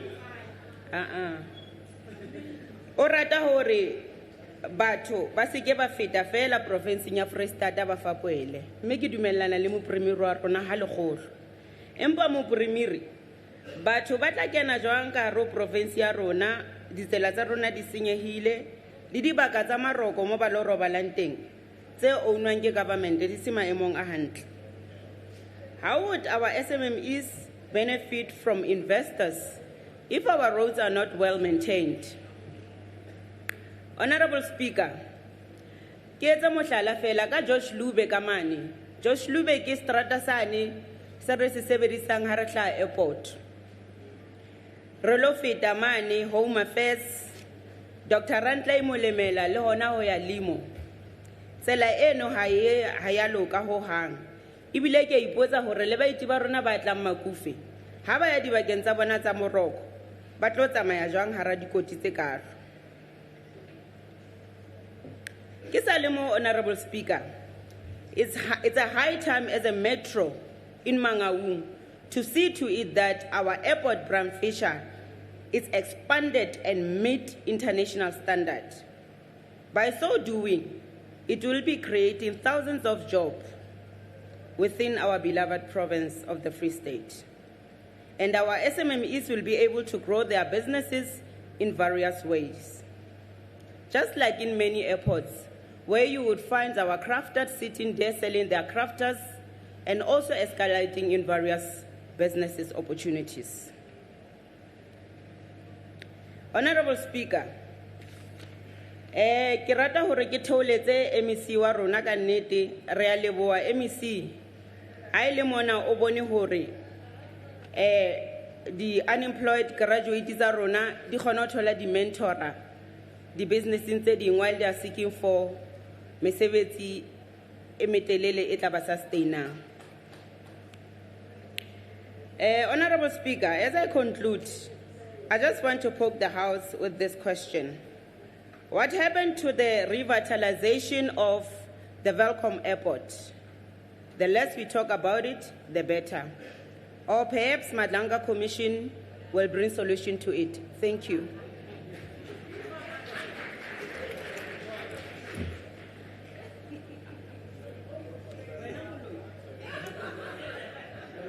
Honourable Member Briat.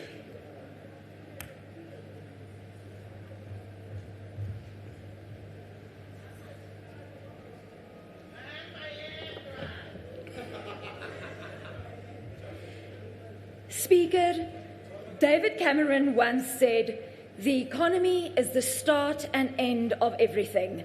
You can't have successful education reform or any other reform if you do not have a strong economy." And Speaker, that is exactly the challenge that is in front of us today.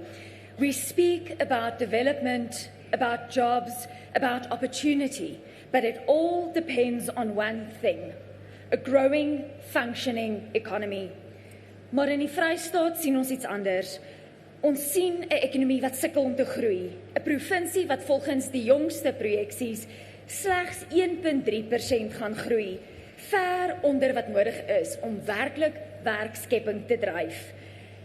And instead of building an environment where the private sector can grow, invest and create jobs, we are increasingly relying on the state to absorb unemployment. Speaker, you cannot build a sustainable economy by expanding the wage bill while shrinking opportunities. Die begroting wys dit duidelik. Die meerderheid van hulpbronne gaan aan die vergoeding van werknemers, terwyl ekonomiese ontwikkeling 'n relatiewe klein deel ontvang. Dit is nie 'n groei-strategie nie. Dit is 'n oorlewingsplan. And while we debate budgets and policies, reality is unfolding outside this House.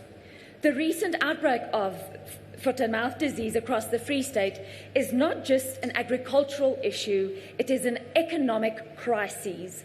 With over 400 outbreaks already reported across multiple municipalities, movement restrictions, quarantines, and disrupted trade are already affecting our farmers and our rural communities.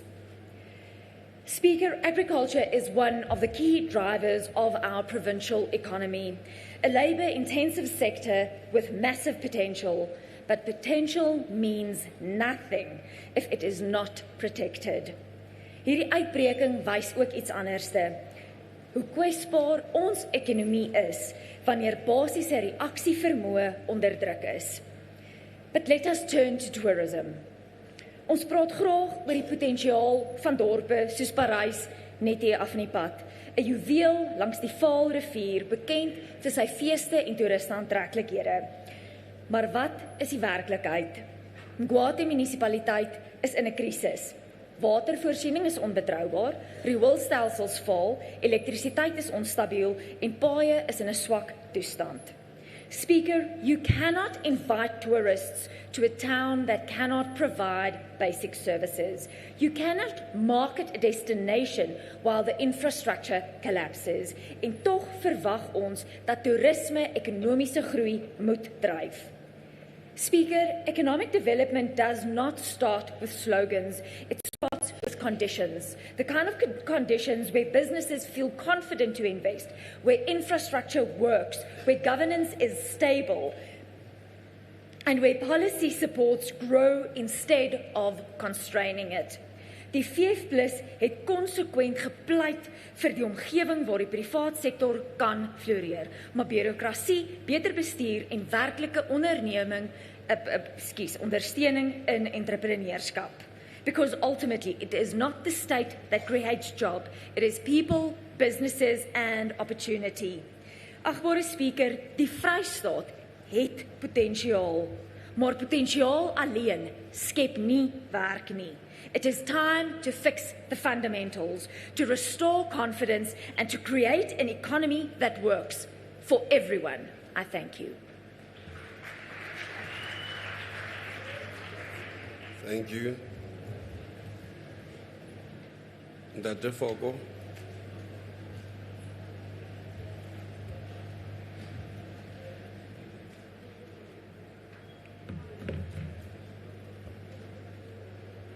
Mtsamaisi wa dipuisano e re ke kene hape ke sa kene sefaleng ke tswele pele ka dipuo mtsamaisi wa dipuisano se ke dumedisitse ke itse madume kaofela ke ao mtsamaisi wa dipuisano e re ke qale ka ena e ka sehlong haholo ya Sesotho a sere ke a gola ha una a point of order this time e re ha ishwa ya raya mtsamaisi wa dipuisano ke ntho e re bonang ka mona mokgatlona o busang o etsang ka shekulena pela batho ho bontsha hore ya shwa ya raya motsamaisi wa dipuisano e re ke bue taba ke ena e buweng ke di buitse tlaileng ka mona pele ya pele ke ya hore hoba bana ba bua ka sejatlhapi ke batla ho bua ka Sesotho batho ba utlwe hore there is no total liberation to our people. Our people are not yet liberated by now.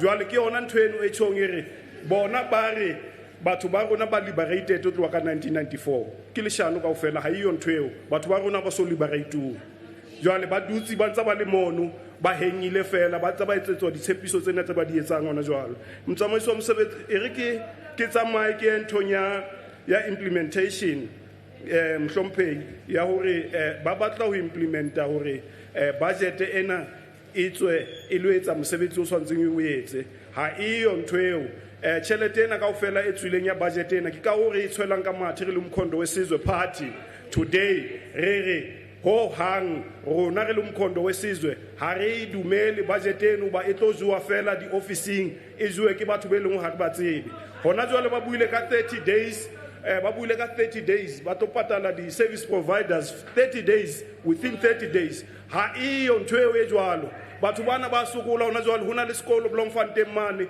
Grisani se kwetsweng ha se so sebetse sekolo seo empa batho ba patetswe tšhelete eo ile kae ke dintho tse ding tse leng swantse re di hlokomele hore di a etsahala ka re mokgatlo ona o busang bohana puso ke bohana puso ba bang bana ba emeng hona jwale mona ka pela lona ba le jwetsa hore re mahana puso e tlile e jwalo re mahana puso re batla ho etsa le ntho tse lokileng tjhabeng sa rona di-services ha di ye tjhabeng sa rona hona jwale ba bua ka FDC ha ina molemo ka ra tjhaba sa rona ha e etse letho ka ra tjhaba sa rona empa ntse fuwa ditjhelete hore e hire batho CFO di a tshintshana ka ra FDC ke government e jwang eo e sa hlokomeleng hore na batho ba teng ba Freistata ba fumana mesebetsi ba ba fa mesebetsi ena ya hona jwale ya di-overall tse tshehla ke mesebetsi e leng hore ha se mesebetsi e permanent eo ka ra tjhaba re batla mesebetsi e permanent for bana ba rona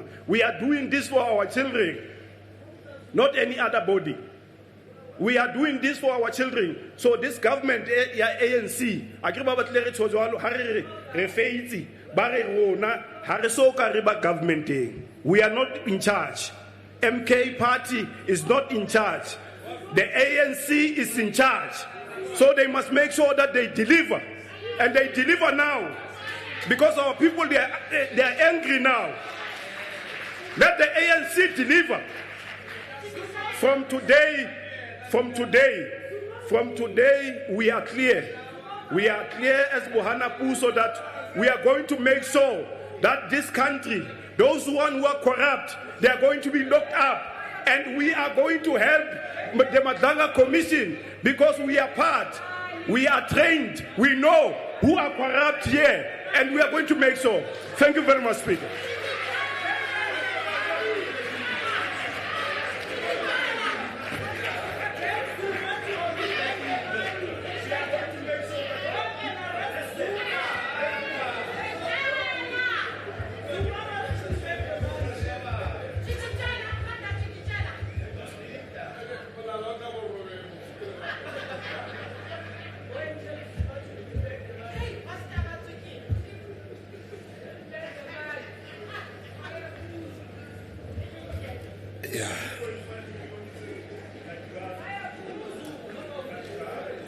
Honorable Thabo Meko.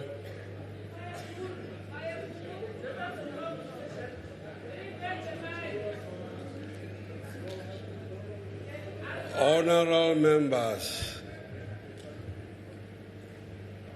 Yo.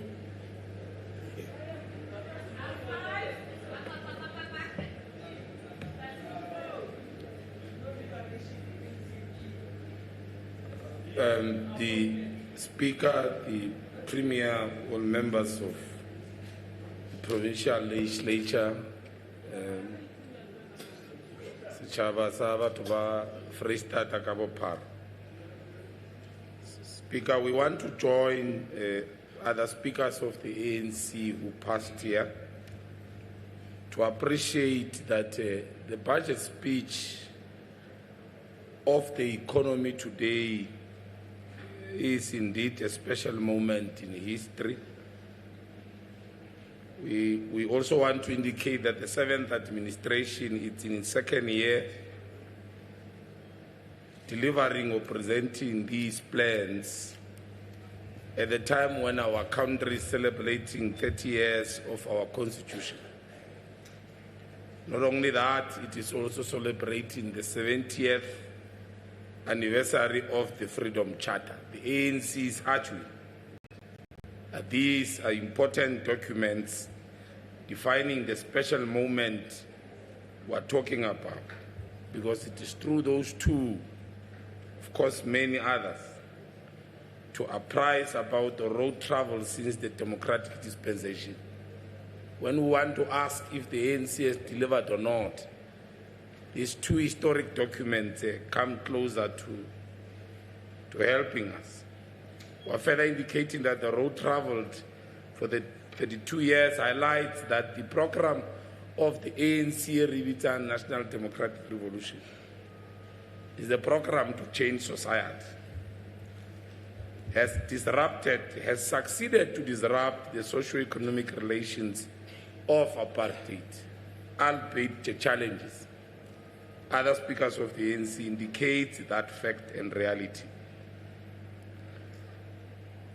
The socio-economic rights of our people are defined by the Freedom Charter and recognized by this Constitution. And that in itself is a milestone to have such a progressive constitution. So in itself is a product of struggle, but we also use it as a tool to ensure that these that our people want, we are able to use it to achieve them. And the ANC makes a point that till all of those are pursued, Honorable Folk, the ANC will continue to fight to achieve all these rights emerging from the Freedom Charter contained in our Constitution. And that's why ANC na le sekgowa se reng a luta continue. The problem is constituting from 1910 to 1994. It's not realistic to resolve them in the 32 years that the ANC is in power.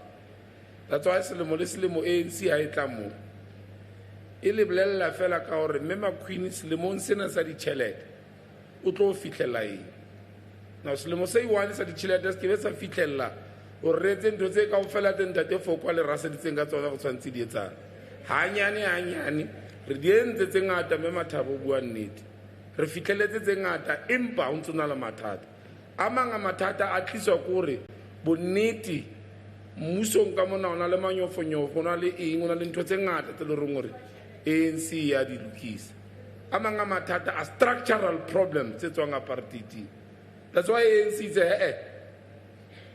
re kopa lo go dikereke di re rapella gore thusa gore re tswele pele to produce men and women ba matla ba ratang setšhaba. E na le project ya yona ANC e buang ka yona ya renewal go itukisa le go intšhafatsa. So re a tlhalosa gore nakong e fetileng State of the Nation address, State of the Province address, including the 2 budget speech, have reflected on the positive economic growth and investment recorded. The 2026 budget speech on the economy coincides with this spirit of hope.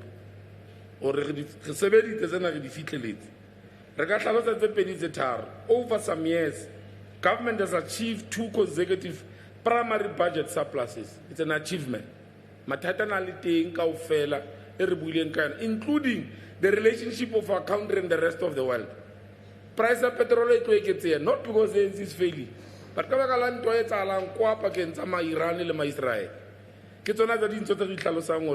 despite those things, there are many that the ANC leadership has been able to pursue and achieve.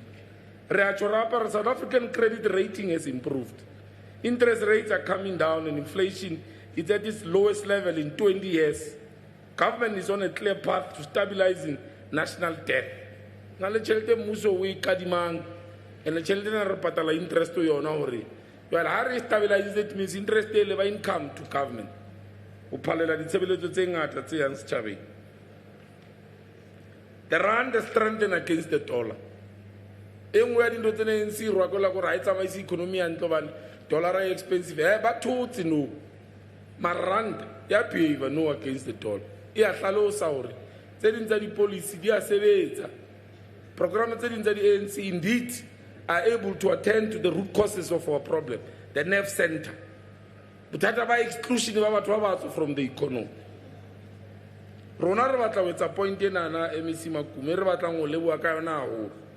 Focus on informal economy, township economy is greatly welcome and over its evolution has reflected an economic arena spearheaded through gender struggle. Women have been in the forefront of this struggle against class and patriarchal dominations. This focus will be reinforced by the 500 million, of course, an ambitious initiative launched in 2025. Ki mmuso to listen pele ke ANC. Hore ba tla re moruo o na wa dipolasing le wa bo makeishene mo batho rona ba duleng teng. O gutle le ona batho ba rona ba se ke ba o sebetsa fela ba une moleng. Ha ntse re lwantshana le mmuso no moholo e sa le nkuwa jole ka mongwa ba etapela hlabola monana ke white men So as they were oppressed by the apartheid system, what we call the triple oppression of women. Honorable Leachit Kep said, they are also being oppressed by their own men. Because it's a system that benefited them because they were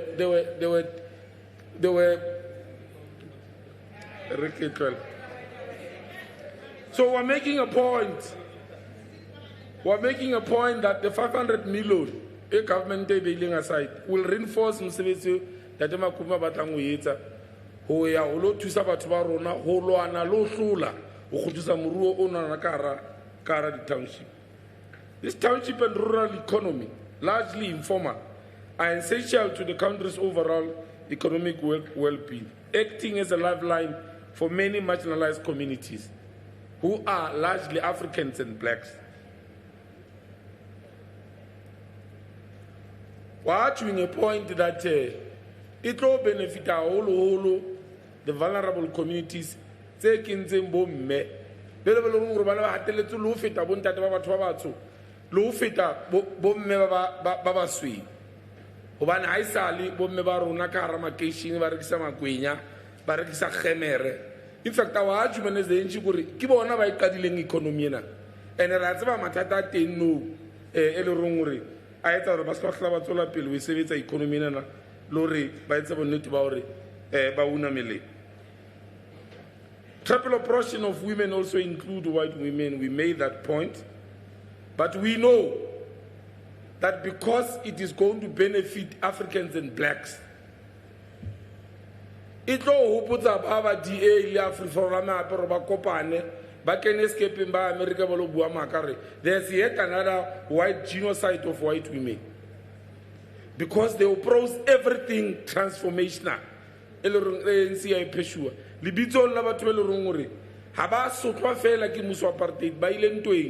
Together with the ANC Balwana for freedom to bring their country back. And that country le fatela teng le matekwana teng di khutla le batho ba Africa who are Africans and blacks. That's the philosophy of our country.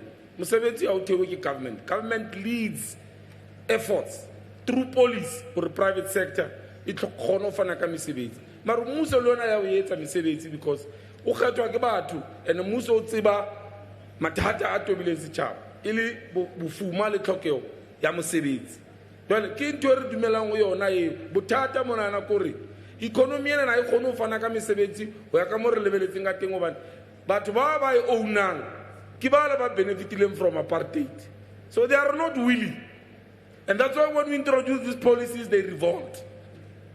And DA comes into cahoots. The AfriForum is not social credibility at all. And they do all manner of shenanigans to oppose transformation, to oppose these ANC programs that are seeking to empower our people. Thank you very much.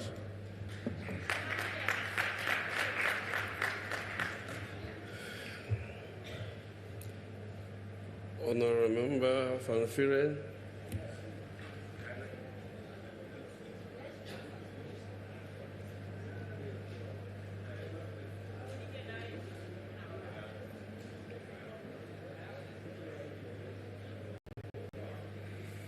Honourable Speaker, Premier, members, and let me also recognise the traditional leaders present.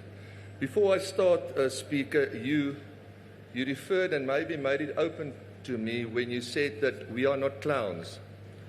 But that reminded me of the question that was asked, that if you put a clown in a castle, does the clown become a king or does the castle become a circus? So I leave that to you, and you've seen all the debates before me, and you can decide, is this a castle or a circus by the members. Honourable Speaker, John F. Kennedy once said, and I quote, "The time to repair a roof is when the sun is shining." End quote.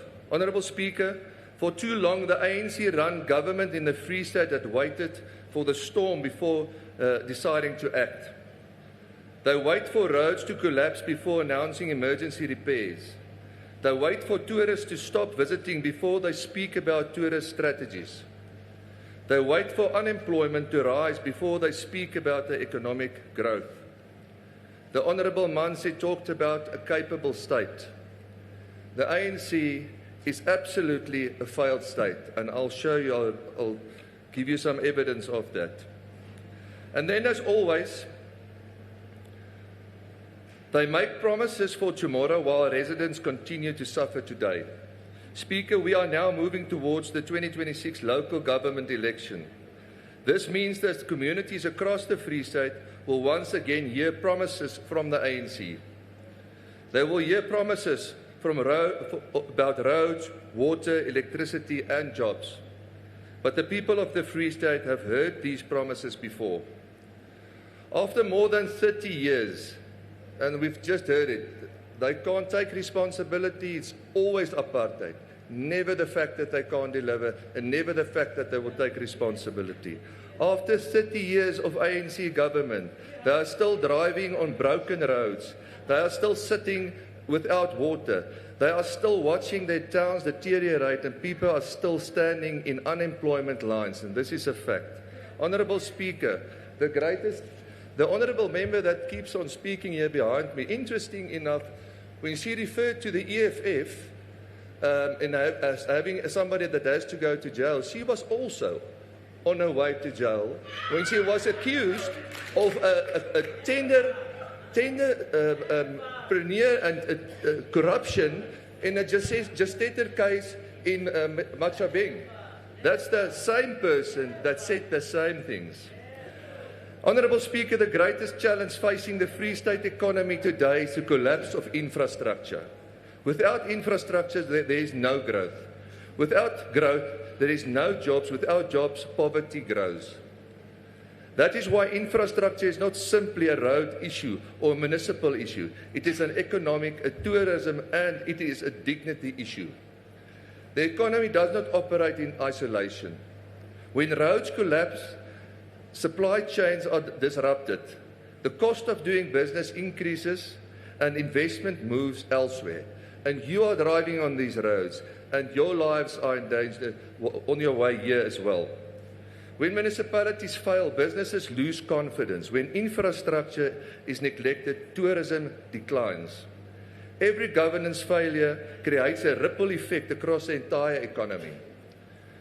Conversely, when infrastructure is maintained, when roads work, when towns are clean and functional, investment grows, tourism expands and jobs are created.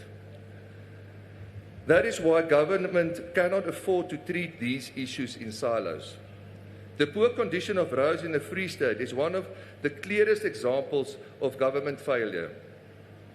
From Klokkelaan to Markwart, Kroonstad to Pieterstein, Warden to Vrede, and small towns to our major routes.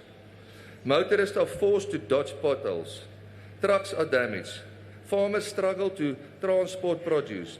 Tourists avoid destinations. Emergency services are delayed and businesses lose money.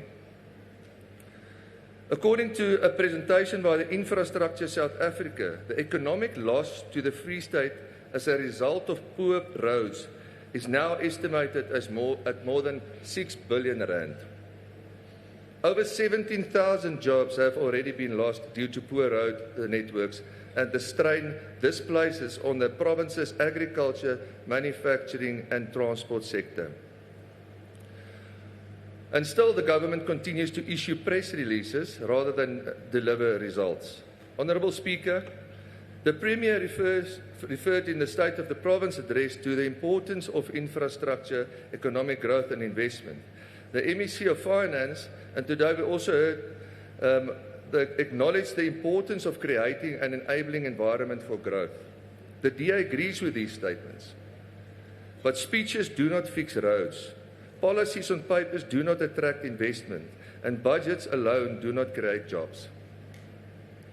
Implementation creates jobs. Delivery creates confidence. Competence creates growth. The Free State should be one of the strongest provincial economies in South Africa. We sit at the center of the country. Every major transport route runs through the province. We should be the logistic capital of South Africa. We should be the province where companies establish warehouses, distribution centers, and transport hubs. Instead, companies bypass the Free State because our roads are failing, our municipalities are collapsing, and our local government cannot provide the certainty businesses need. Honourable Speaker, tourism should be one of the biggest job creators in the Free State. And the Honourable MEC just said in his speech that this sector is highly unutilised. We have world-class attractions. We have the Golden Gate Highlands, Maluti Mountains, Gariep Dam, and we have a rich culture, history, wildlife, sport, and outdoor tourism opportunities that many provinces would envy. But tourism cannot thrive where roads are broken, towns are dirty, and basic safety is not guaranteed. They will never come here. No tourist wants to visit a town where streetlights do not work, potholes damage vehicles, and municipal neglect is visible on every corner. Tourism is about more than brochures and slogans. It is about creating an environment where people feel safe, welcomed, and proud to spend their money. The reality is that many towns in the Free State have become symbols of the decline instead of destinations of opportunity. Honourable Speaker, the Free State economy is also currently facing pressures from factors far beyond our borders, like Honourable Meku said. A war involving Israel, the United States and Iran, taking place thousands of kilometres away from the Free State, is already having an economic impact here at home. It affects fuel prices, it affects transport costs, it affects the price of goods, it affects farmers, businesses, and the ordinary resident. That is the reality of a global economy. Sometimes events far away can have immediate consequences for the province like ours. But there's one important difference. The people of the Free State cannot control what happened in the Middle East. They cannot control global conflict. They cannot control international oil prices. What they should be able to control is whether their own provincial government is competent. And for more than 30 years, the ANC government, through their own decisions, its own failures and neglect, has systematically broken down the Free State. We've got a crisis that impacts our economy. We've got a circus that over 30 years neglected the province. Roads have been allowed to collapse. Municipalities have been allowed to fail. Infrastructure has been allowed to decay. Investors have been driven away. Businesses have closed. Young people have left towns because there are no opportunities. The war may have an immediate impact, but the ANC has created a long-term economic crisis in the Free State through choices that were entirely within its control. Honourable Speaker, the government has a social obligation to care for those who cannot care for themselves. But the only sustainable way to reduce poverty is through economic growth, job creation and opportunity. People do not want handouts forever. They want the dignity of a work. They want the freedom to decide how to build a better life for themselves and their families. That can only happen when government creates an environment where businesses can grow, investment can flow, and jobs can be created. Instead, under the ANC, too many opportunities have gone only to the connected few. Too often the priority has been to enrich friends, cronies, and politically connected insiders, rather than to grow the economy for everybody. Instead of building an economy that includes more people, this government has protected the interest of small circle while unemployment continues to rise and communities continue to suffer. The Free State deserves a government that puts the people first, not politicians first. The province deserves a government committed to reducing unemployment, expanding opportunity, and including more people in the economy. Honourable Speaker, the DA believes that the Free State can do better. We believe that roads must be repaired before they collapse completely. We believe that municipalities must be held accountable when infrastructure fails. We believe that tourism must be promoted properly and that government must focus less on political speeches and more on practical delivery. In provinces and municipalities where the DA governs, we have shown that better government is possible. We don't want to go there. We want to bring something that works to the Free State. In the Western Cape, roads are maintained more effectively. Tourism continues to grow, and municipalities are the best run in the country. And we don't say there's institutions and the Auditor General, everybody shows that we are the best run municipalities. In the city of Cape Town, investment is attached because businesses have greater confidence that services will work.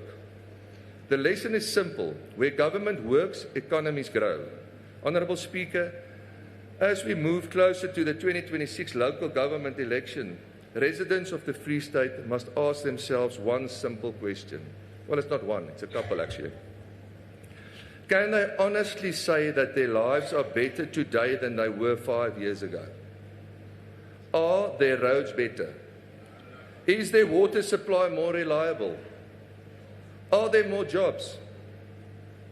Are towns cleaner? Are municipalities functioning better? For most people in the Free State, the answer is no.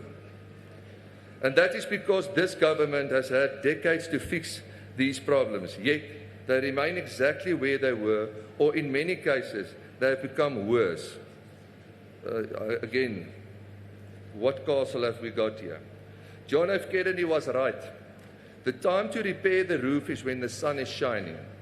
But for more than 30 years, this government has ignored the warning signs. Now the roof is leaking, the walls are cracking, and the people of the Free State are paying the price.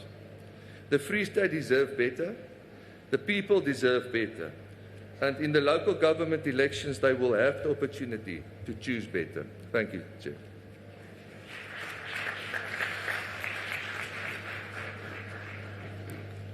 Honourable Member Shabalala.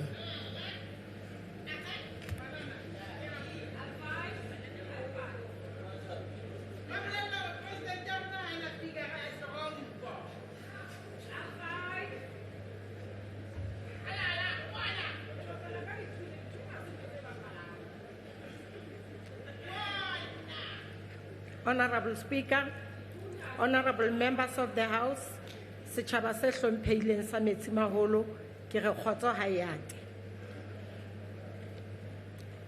But today we must ask a simple and uncomfortable question: who is this budget really for? Because, Speaker, budgets are not neutral documents. Budgets are political instruments. They reflect the priorities of those in power. And this budget reflects a government that is comfortable managing poverty instead of ending it. People in the townships, in the farms, and in the rural areas are not living in billions. They are living in unemployment, hunger, collapsing local economy. At a time when our people are desperate for jobs, young people are sitting at home with qualifications, no opportunities, this government responds with a budget that does not prioritize this.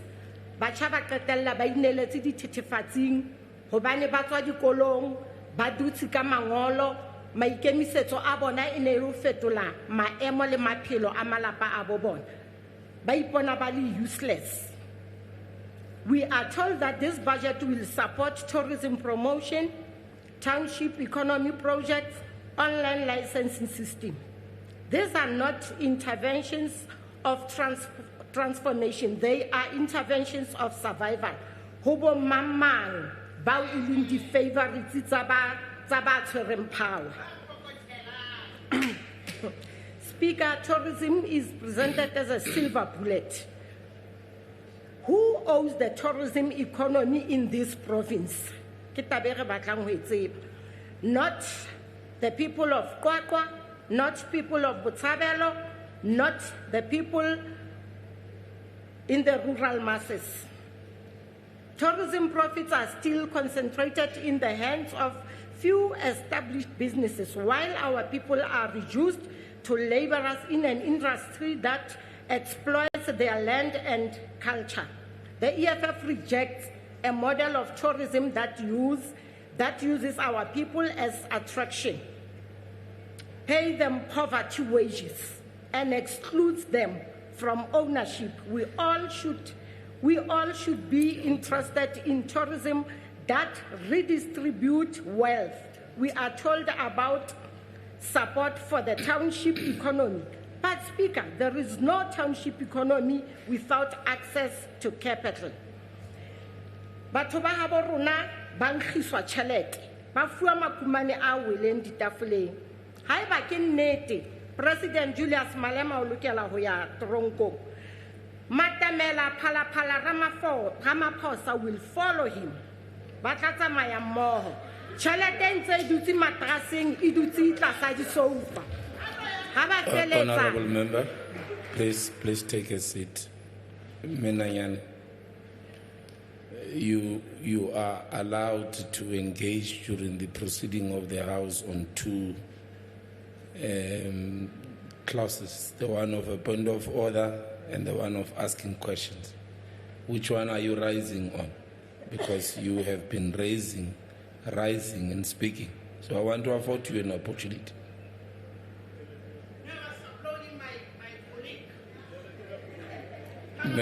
Menanyane, we have to implore on you to respect the decorum of the House.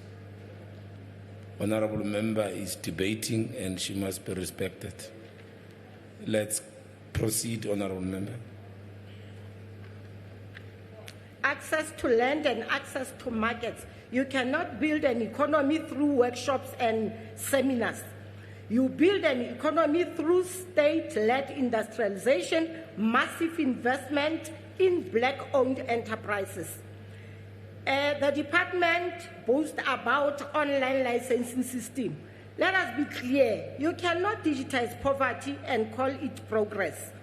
A faster licensing system for a business that has no funding, no infrastructure, and no customers is meaningless. The real barriers are lack of funding, lack of industrial support. Until those addresses, all these systems are just window dressing. Honorable Speaker, this budget exposes a deeper problem. This province does not have a real economic development strategies. Haba tlameha ho deliver. Ba dula ba itshireletsa ka mmuso wa apartheid for 30 years ba le puso. Tšhelete e jewa jwalo ka Mascopas. Where are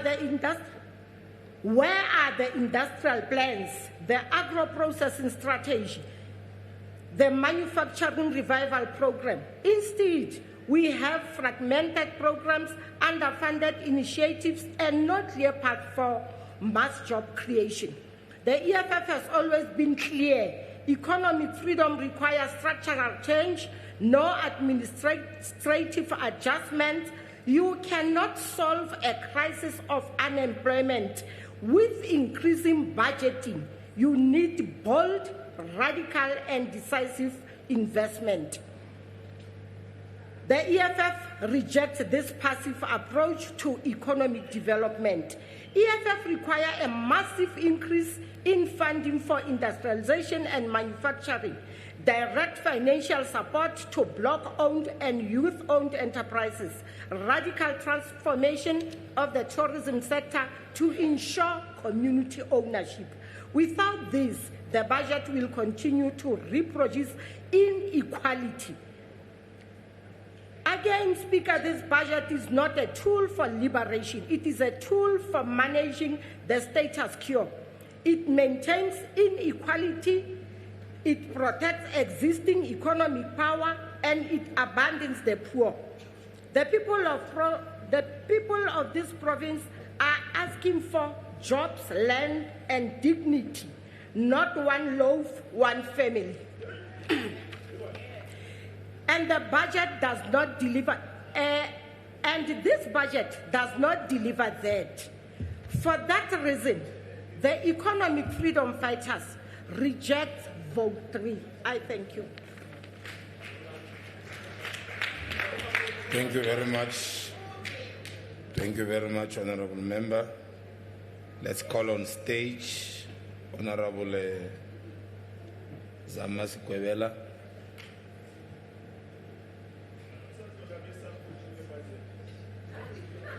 For 10 minutes.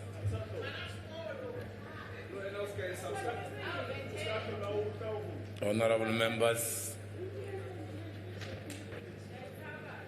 Honorable Chairs of Chairs, Premier, Mare Nabarutis Chabasa, Fezile Dabi, Free State Kakaritsu. I stand here to support the budget vote of the Department of Economic Development and Tourism, because this budget is not just a budget or a financial allocation. It is a concrete program of action that seeks to transform the realities of our people in the Free State. It reflects our collective responsibility to move beyond the policy commitments and deliver the tangible outcomes that is improving the livelihoods, creating jobs, and restoring the dignity of our people. It firmly supports, or it is grounded on the vision of the Freedom Charter, which declares that the people shall share in the country's wealth. It is anchored in the Constitution of the Republic, which compels us to build a society that is based on human dignity, equality, and freedom. And Section 195 of the Constitution reminds us that public administration must be developmental oriented, accountable, and transparent. And this is what this department is doing. Furthermore, the department responds directly to that constitutional injunction by prioritizing inclusive growth, ethical governance, service delivery that place our people at the center. Honorable members, I wish to remind you that this vote gives a practical expression of the ANC vision on the document that we call the Second Transition, which focuses on the radical socio-economic transformation. While we have achieved the political freedom, the struggle for economic emancipation continues. A phase that requires us to deepen transformation through industrialization, localization, and broad-based participation in the economy. And furthermore, the resolution of the African National Congress have consistently called for the developmental state that it must actively intervene to restructure the economy in favor of the people which were previously disadvantaged, the youth, women, and the veterans. Therefore, the department responds to this call by prioritizing sectors that have the greatest potential to create jobs and drive the inclusive growth. I don't think that honorable members that are debating here, they have read the speech, because if you look at the speech that was tabled, the budget vote that was tabled by the MEC, it speaks to those sectors that are critical to drive or to create jobs and to drive inclusive growth. What we must also state is that the department is aligned with the commitments of the ANC manifesto, which prioritize again job creation that also support for small business and build an inclusive economy, an economy for everyone, irrespective of class, gender, and color. Also, the ANC-led governments, it advances the key policy framework, including in the Western Cape, where honorable members are speaking about. There's what the key policy framework are the ANC-led government, which is the National Development Plan, which is the Industrial Policy Action Plan, which is the Economic Recovery and Reconstruction Plan. Western Cape is not an island. It exists under the government, under the key policy framework that are developed and led by the African National Congress and their beneficiaries. They are supposed to stand and say that we benefit from the policies of the ANC. So, and then through the targeted interventions, the department expands opportunities for all small, micro, and medium businesses, and it promotes industrial development, and it unlocks the investment in strategic sectors of the Free State economy. Chairs of chairs, the economic realities in our province requires a decisive and targeted interventions that have been tabled by the MEC, despite the realities that the mining, especially in the goldfields activities, are declining, but the informal and the township economy is on an upward trajectory, and it shows, or it reflects both resilience and vulnerability when it's not supported in its entirety. But what is important, what honorable members that they are failing to acknowledge, is that the budget speech prioritizes economic diversification that supports the township enterprises that invest in sectors that can absorb labor and stimulate the growth. Furthermore, I cannot speak more on the issue of the agro-processing that is critical for the intervention that speaks directly to the economic strength of the Free State province. As one of the leading agricultural provinces, we must move beyond the primary production and embrace the value chain, which includes secondary, tertiary products. Also, what we must speak about is that the issue of the SMMEs that are supported, they are supported to ensure that government is at the forefront to support the business, and including that they must tap into the expenditure of government to ensure that there are jobs that are being created. And we must say that we acknowledged the SMMEs that have been supported, that the government continues to support by the government of the ANC. What is important beyond that is that the department offers a financial support and non-financial support, and it also improves or do what we call market linkages, and it enables them, the SMMEs, to have digital access to digital participation. That means that the digital currency, to use your QR code to scan or to trade, and to be effective on e-commerce platforms. Honorable Speaker, I don't want to speak about the issue of the SCZ, but what we can say is that it is very important, and we must follow the vision of the SCZ as it's going to bring us the investors that we need in this province to grow our economy. I want to get to the issue of tourism. The speaker that just went off of the DS links tourism with the infrastructure, is good, but fails to acknowledge and to tell us that, or to tell the people of the Free State the reality that our budget, the budget of the Free State Free State province, has been reduced by 600 million. And then fails to tell the people of the Free State that the road that we call the ecotourism road, the road from Fixberg to Ladybrand, is drivable. The road from Fixberg, Rosendal, is drivable. The road from Virginia, Henneman, Kronstadt is drivable. The road from Hilbron to Sasolburg is drivable. The road from Hilbron to Kopis is drivable. The road from Fijonskron to Ogni is drivable. What more?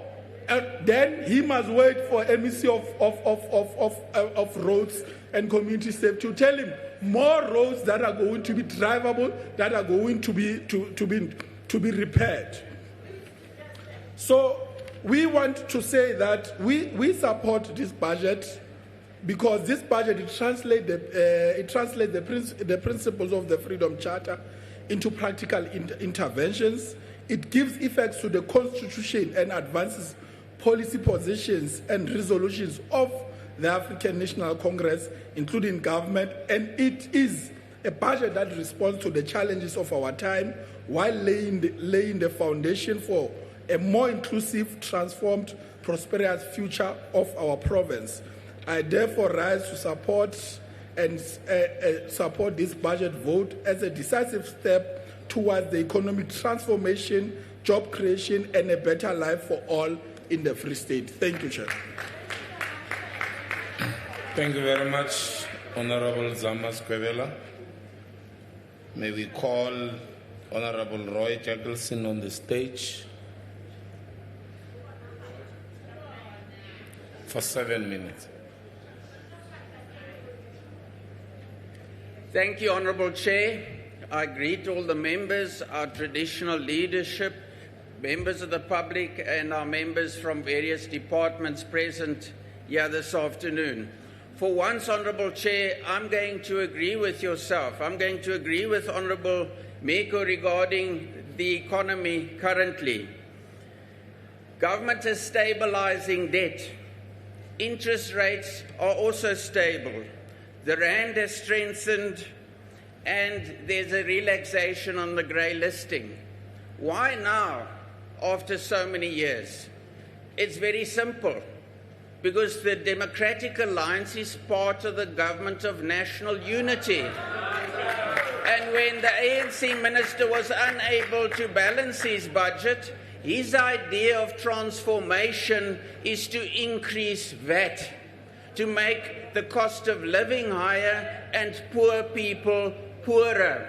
It was the DA within the government of national unity that came with alternatives. It was the DA that went to court to ensure that no Minister of Finance unilaterally will increase taxes. It has to go to Parliament. That is why things are improving in this country, Honourable Chair. But I heard my colleague, Honourable Van Vieren, talking about resorts, and I have to mention this as well this afternoon. Because within this municipality is a travesty of transformation. At Waranyeville, there was a functional resort called the Jim Fouchier Resort. It created jobs for the people of this municipality. It brought tourists in from Gauteng and across the country to enjoy the entertainment that was available for them there. But this ANC-run government decided this resort had to be transformed. And part of that transformation also included infighting over which family member or cadre or someone had to take over the resort. The result is, it looks like Trump has bombed that place. There are no roofs, the windows are missing, everything that was there is destroyed. You cannot even fix it. You'll have to rebuild it completely. Similarly, the interpretation centre at the Vredefort. The government's idea of transformation was to build something there. But what they built there for 36 million rand was never used, and this is just down the road from us. Due to the structural defects, that building, that 36 million rand building, remains derelict. I heard the MEC and other people speaking about the Phakisa Raceway. Since its inception in 2004, within the first 5 years, 424 million rand was spent there. During that same time, it only managed to bring in about 7.7 million rand. What has become of the Phakisa Raceway and the investment there? It's derelict, it's in advanced decay, and I can warn the MEC mentioned he's looking for investors. It's going to take probably another 400 million of CADA investment to fix that place. And then again, there will be fights over who owns it, and it will never be utilized as it's supposed to be. We heard that sports can also bring in investment during the sports debate today. There's the Fazile Derby Stadium in Tumahole, almost 95 million rand spent. Cosmos wanted to invest in that stadium. They offered to take over the stadium to create investment for the local economy. Can you imagine having matches there every Saturday with vendors, people making money, jobs created? But no, unfortunately the owner wasn't a CADA. So the people of Tumahole are sitting with another white elephant, a stadium that's never utilized. Because many of these things were never built to be utilized. They were built so that some tenderpreneur could make money out of the construction. Honourable Chairperson, we heard about the FTC and the SEZ, and these are supposed to be very important investment institutions for the province. But we need to restructure the FDC, and the SEZ is in the Maluti-Apofung municipality, which is stifling its growth like all municipalities across the Free State. Honourable Chair, we heard mention of the Freedom Charter. Only the Democratic Alliance can liberate South Africa and implement the vision of the Freedom Charter. Where we govern, we see unemployment down, we see economic investment up, and our people benefit from that. In the Western Cape, 18.1% unemployment versus a Free State's unemployment rate of 37.2%. Let's also look at infrastructure. The city of Cape Town last year built 401 kilometers of new pipelines connecting water and sewage to the poorest of communities. Johannesburg, the biggest city, only 98 kilometers, and I don't think Mangaung were able to do anything during that time.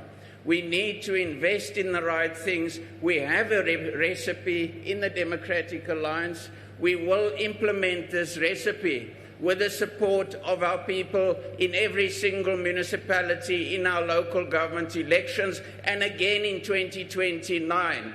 Unlike what the ANC and other people say about us, we know that if we are going to be safe and stable in South Africa, every single person, no matter your race, no matter your culture, needs to benefit from the policies that we will implement. Thank you, Honourable Chair. Thank you very much.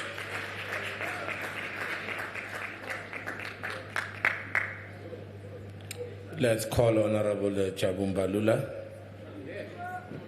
to present the debate.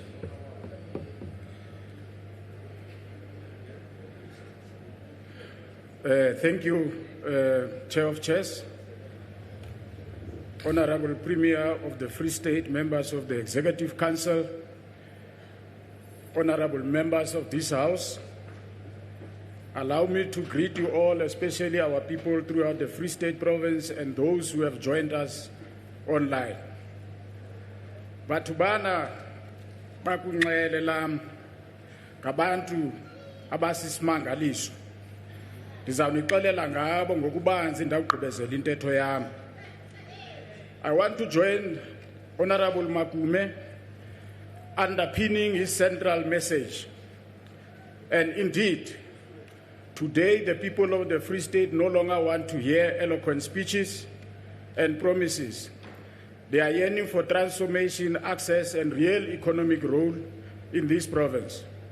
The Honourable MEC has presented a budget vote speech that clearly guides us on how to navigate our people from the economic periphery to the center of economic opportunity. When thinking of the sacrifices made by Solomon Mahlangu, Chris Hani, Oliver Tambo, we confronted with the fact that the battle for freedom was never purely about political liberation only. It was essentially a struggle for economic emancipation.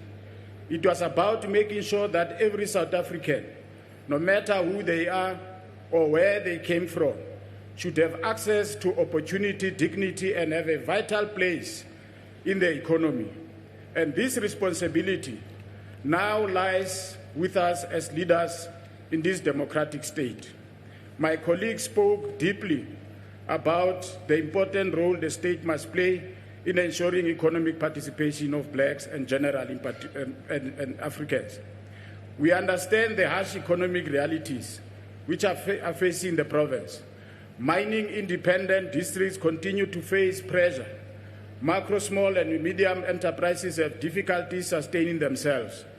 Tourism opportunities are unexploited, and youth unemployment remains a threat to tomorrow's society.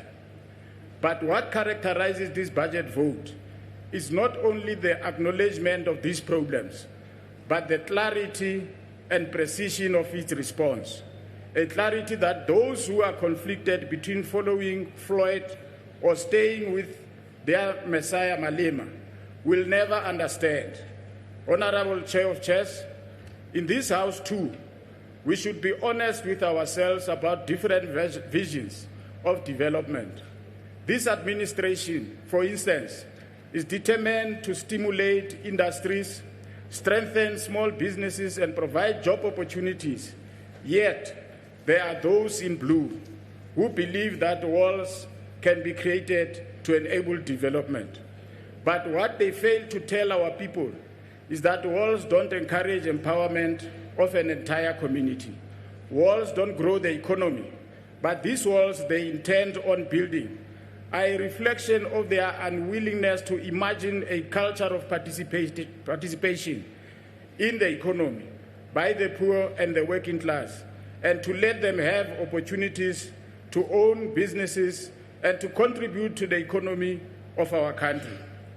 Rather than invest in township economies, SMMEs, or economic infrastructure, they invest in division and exclusion. That is why we should never allow them to be in positions of power, especially here in the Free State. Honorable Chair of Chairs, this budget shows a real commitment to an innovative economy based on economy restructuring. We are going in the right direction of higher value-added industrialization and going out beyond primary production through agro-processing as the focus. Not only will this shift strengthen rural economies, it will also create sustainable employment opportunities and position the province competitively within the broader value chain. A focus on SMMEs and the township economy sits at the heart of this budget as well. Small businesses are not peripheral to the economic development that is proposed in this budget, but they are at the center of it. With expanded enterprise support programs and infrastructure development and better access to markets and finance, this budget underpins sustainable business growth. And this decision is in line with the national policy on structural economic vulnerability of certain districts such as Lejweleputswa, and that this is why this budget adopts a targeted course of economic diversification. Investing in renewable energy, manufacturing, and alternative productive sectors is not only just about fixing today's problems, but it is about ensuring that we build a stronger, more resilient economy for the future. Honorable Chair of Chairs, the revitalization of industrial capacity is still a critical component of this budget. Leveraging the Maluti-Apofung Special Economic Zone and existing industrial parks, bring investment, industrial expansion, and employment, which is a way forward for this department. Tourism also has a significant role in driving economic development, be it the Maluti Mountains or cultural and heritage festivals. This budget acknowledges how tourism can support local economies, build livelihoods, and support small businesses. Investing in infrastructure, marketing, and exclusive tourism market opportunities places the province in a position to be competitive as well as attractive, not just within the province's borders, but also globally. None of these interventions can work without good governance. It is from this point that we note that this budget focuses a great deal of detail on responsibility, efficiency, and integrity. Our promise to pay invoices in 30 days, unlike what we are told here, improves procurement systems and anti-corruption, which are all rooted in the belief that growth is only responsible or possible if we develop through a robust and moral order. The extent of the budget, however, is the true measure of its effect on people. Through targeted interventions, this budget will help over 1,200 SMMEs expand economic participation, build up and stabilize essential infrastructure, empower the youth and women, and support protection for consumers of all sorts. Honorable Chair of Chairs, during his engagement with EXCO, His Excellency President Cyril Ramaphosa made it clear that economic development needs to be motivated by capable, agile, and professional state that goes beyond planning to create implementation, or that goes into concrete implementation with a clear agenda that will drive initiatives that directly lead to high growth and jobs. He pointed out that the Free State has strong potential, not the least because of its strategic geographic position, and urged the development of significant economic key areas, such as Harrismith Logistical Hub, to be a logistical hub, dry port, and also agro-processing center in order to create value. He highlighted tourism as part of a sector along the agriculture and mining that is significant for the province due to its competitive advantages. The President also emphasized a clear plan for investment, better infrastructure, and better coordination among the government to ensure all economic possibilities are pursued to drive the province's inclusive growth and sustainability. And this budget vote does not only address what the President raised, but it also guides us on how we can achieve these goals that the President spoke to us about. This budget, however, cannot succeed without partnerships with the private sector, with communities, and across all aspects of government. The basis of this budget exists, that how effective it is will depend on our joint commitment to putting it into action. And in closing, Honorable Chair of Chairs, the actual test of our leadership is not the promises we make, but the opportunities we give to those who have been neglected. The Free State has long waited for inclusion, for opportunity, and for economic growth. This budget vote is a reaction to that call, with implementable targets and interventions. However, we need to face a hard but necessary reality of the system we have. As Karl Marx once put it, open quote, the true conflict in society has always been a class struggle. Race may divide us, but it is inequality that defines who benefits from the system, who does not, close quote. Race has historically served as a weapon of division, and we can never forget this. But what sustains that division today is the persistence of economic exclusion, which is a structural dynamic in South African context as well.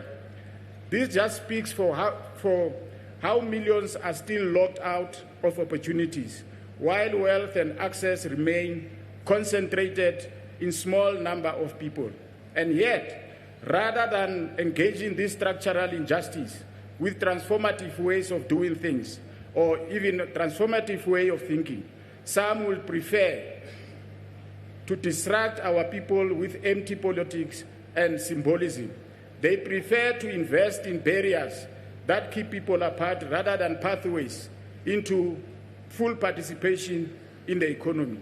They lack imagination of economic justice, no vision of lifting the poor and working class, and no real plan to bring back dignity to our society. It is no surprise that they always make reference to the Western Cape that continues to marginalize and exclude our people from economic activities. I am fully in support that they should also go and reside in Cape Town because they talk of order and they still defend systems that marginalize the poor and the middle working class. Or they should go and join Gogo Helen Zille, who swims in potholes that have been there for the past 8 years when the DA led that municipality. So what we remain clear about is that we're clear about what we seek to achieve, which is full economic participation and emancipation of our people. True freedom is not simply measured in terms of the absence of discrimination, but it is measured in terms of the opportunities and the economic participation we will create for our people. And we just said that this today. Because until we address the root of the inequality and until we create opportunities through the economy for the people who have historically been excluded, we cannot claim to have made a just and equitable society. Where others erect walls, we erect opportunities. And where others doubt, we deliver. In the words of Honorable MEC Makume, I quote you today, let's continue to make Free State a place to drive to and not a place to drive through. Now, baetapele ba rona ba setso ba teng baruti kaofela le lona le ananetswe ebile ke le hlomphile. A re qale ka monga difoko mo. South Africa for dilemo tse robong re bile le mo president a hlahang mane nkantla ke batle le mo bitsa ka lebitso. A khone o ema mo. A re fe motho a jwalo e le molaetsa o e leng hore batho ba Afrika Borwa ba tlameha ba bolatela. He hallowed the state institutions. Abatse ba hala le ka lebitso la shawa. E ne le shawa ya o etsang. O botlo o ema mona o re jwetsa hore re latele mkhondo kwazang eng. Tšhelete sa tlameha e kgutle ya fireplace e entsweng inkandla man. Now secondly, the DA has been politically trying to metamorphosize itself over the years. Remember your time is up.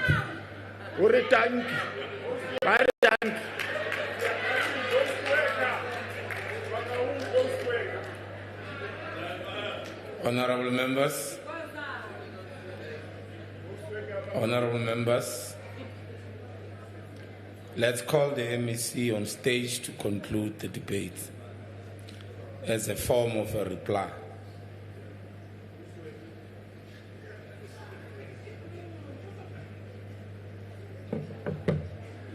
Thank you, Honorable Chair. Let me firstly welcome all the speakers who have accepted the budget. And let me also correct some of the misinformation, the distortions, and just things that are not supposed to be discussing today. The budget, honorable members, was about the economic development and tourism. It was not about the history of this country, which we are also distorting. You can't start the history of this country just 30 years ago, when you know that there was a history before that one, which was painful, when all the citizens of this country were paying tax, but this tax was only used for the minority and who happened to be whites. When you know that this tax was only used to build roads where it was strictly white people who were living, when you know that this tax was only used to put infrastructure for white people only and not for black people, where we are today, it was a farm owned by a single white person. The ANC took over. Today we've got this town area called France. Just next to this area, There was another farm called Moy Dry. Unfortunately for others today, it's quite dry because the people in the area are not accepting them anymore. It's no more a Moy Dry for them, it's a quite dry for them. The people have taken back their land. It's now a settlement which MEC Mukwena has also put infrastructure. But let's remind the councillors, particularly, honourable members from the EFF, just on the 12th of the April, there was a new program called Councillor Tsotsi. Go and watch that channel 157. The first episode was about an EFF councillor who was alleged to be involved in fraudulent activities. So you can't come today and play to be clean when we're supposed to discuss how can we make this Free State, our own place, to be a better destination area. Then you bring other things which they don't belong here. That's wrong and it should not be acceptable.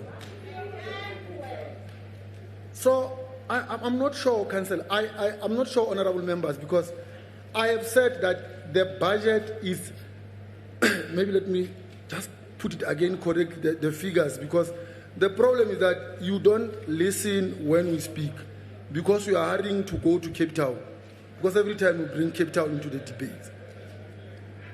The budget of the Free State economic tourism, I think we have made it very clear that this is how much we have budgeted for, which we have even explained how it must be deployed strategically to ensure that it grows the economy. But instead of discussing that and helping us, we are not doing that. We are actually coming up with other things which they don't belong to this budget. We have also said we must begin to ensure that the budget benefits the people of the Free State. We are not doing that. You are not helping us to do that. Number one, I have said the private sector, we must lobby it to ensure that they also support us to grow the economy. Just here in Sasolburg here, there's a company, biggest company called Sasol. Ask the residents here, what is it that they benefit? Just on simple things, on the value chain of Sasol. Nothing. So it means the private sector, in areas where it is our people, they don't contribute, they don't invest. So that is why you are arguing in the manner in which you are arguing. We are talking about Cape Town, but we are not talking about the Cape Town township. We are not talking about Kaelisha. We are not talking about the Michel's Plain, because you know exactly the conditions of those areas. They are not even different from the areas in which we are living. And not because they have designed them now. It is something that was designed 300 years ago. The other thing that we must learn, it's mathematics. You can't destroy anything for 300 years and believe that for 30 days you'll then build this thing. It can't. So it has taken 300 years for apartheid system to destroy this country, and only in the 30 years when the ANC-led government has started to rebuild, to ensure that our people live in a better conditions, we are beginning now to blame the ANC on something that we have done for 300 years. You're supposed to have been saying, we are sorry for having destroyed this country for 300 years, and for the 30 years that we have been here, we want to support. We are not doing that. We are actually pointing on other things which we suppose all of us to correct them. Number three, you only talk about GNU where you have only your own ministers. When it's other ministers, you don't talk about GNU. GNU is not about ministers. It's about a government which is responsible, and we must take the collective responsibility. When things are wrong, you point at the ANC. When things are okay, you point at yourself. It can't be GNU in that case. We need to take both the responsibility of the good things and the bad things. That's how we understand GNU. So it can't be correct that you come to do all those things here. The last thing which I want to assure the people of the Free State is that the roads are being built, because we understand that the roads are the heartbeats of the economy. As we speak now, I will just talk about two, because in the test I must talk about many that are drivable. There are two lengthy roads that are being rebuilt. The other one is the N1, which is going to via the other areas to ensure that they go to the areas of tourism. The other one is in Kopano. All in all, those roads, due to the conditions that they have been, we are spending plus or minus 3 billion to ensure that we've got those roads. And those roads, we are actually channeling them to build the economy, to restructure the economy. Our understanding of investment and tourism, it must be about to rebuild the economy. About the government's tender system, we're not going to shy away from doing it. We really need to do it because the private capital is not playing its role. That is why every time we're calling on them, please join us. So government has to play its role because it is the responsibility of government to build a better life. We will not be able to build a better life if we're not going to build an economy which is going to ensure that our people get the fruition from that economy. The last thing, we have said to change the mentality of the economy or the education of our system, introducing all the graduates to only seek for work. We need to ensure that the education system, together with the economic powers of this country, we need to start to produce people who are not just job seekers, but who are job creators. In so doing, the department says here today that we are going to train mentors who are going to be responsible to ensure that they train undergraduates to be independent. You tell us that, no, don't invest there. You are wasting money. So where must we put this money to? Because we are trying to build young people who are going to be responsible and independent to ensure that they build economy and create jobs. What is more important about us is that we need to join hands and build this country. You need to go out and tell investors in Cape Town that there's a place called Free State. You are not doing that. You are actually bad-mouthing Free State. As and when you bad-mouth Free State, why do you expect tourists will come here? But don't forget, I've said to you, 2025, on the third quarter, Free State has grown the economic visits by 3%. It's a really milestone, something that has never happened. So you must also, when we report here, report the stats that are correct. We are in a process of ensuring that that stadium and Pakisa, indeed, they are being utilized. But remember, the issue of Fezile Derby Stadium, it was about infrastructural, the aging infrastructural problem, the issue of water and electricity. It has never been about cadres who are being deployed there. You can't take the risk to ensure that there are games where you are not even sure about whether there will be water or electricity. But the municipality, as we speak now, they are beginning to resolve such issues. On the issue of Pakisa, we have not said anything which is contrary to what we are doing. All what we are saying is that here is an entity, we want private sector, we want the triple PP system to ensure that we invest in Pakisa and revive it. The same thing we should also want to do with Jim Foshi. Jim Foshi has not just collapsed, it was banned twice. And some of the people who have banned it, we suspect that it's people who have a business interest in it, or people or adjacent companies around the Jim Foshi. So what we need to do, we need to be responsible, build security capacity, and ensure that we invest in the Jim Foshi, and therefore invite people to make that Jim Foshi work. It's one area which we're discussing with the MEC of Public Works to say, let's take it also for triple PP. But thanks, but one more try. Thank you.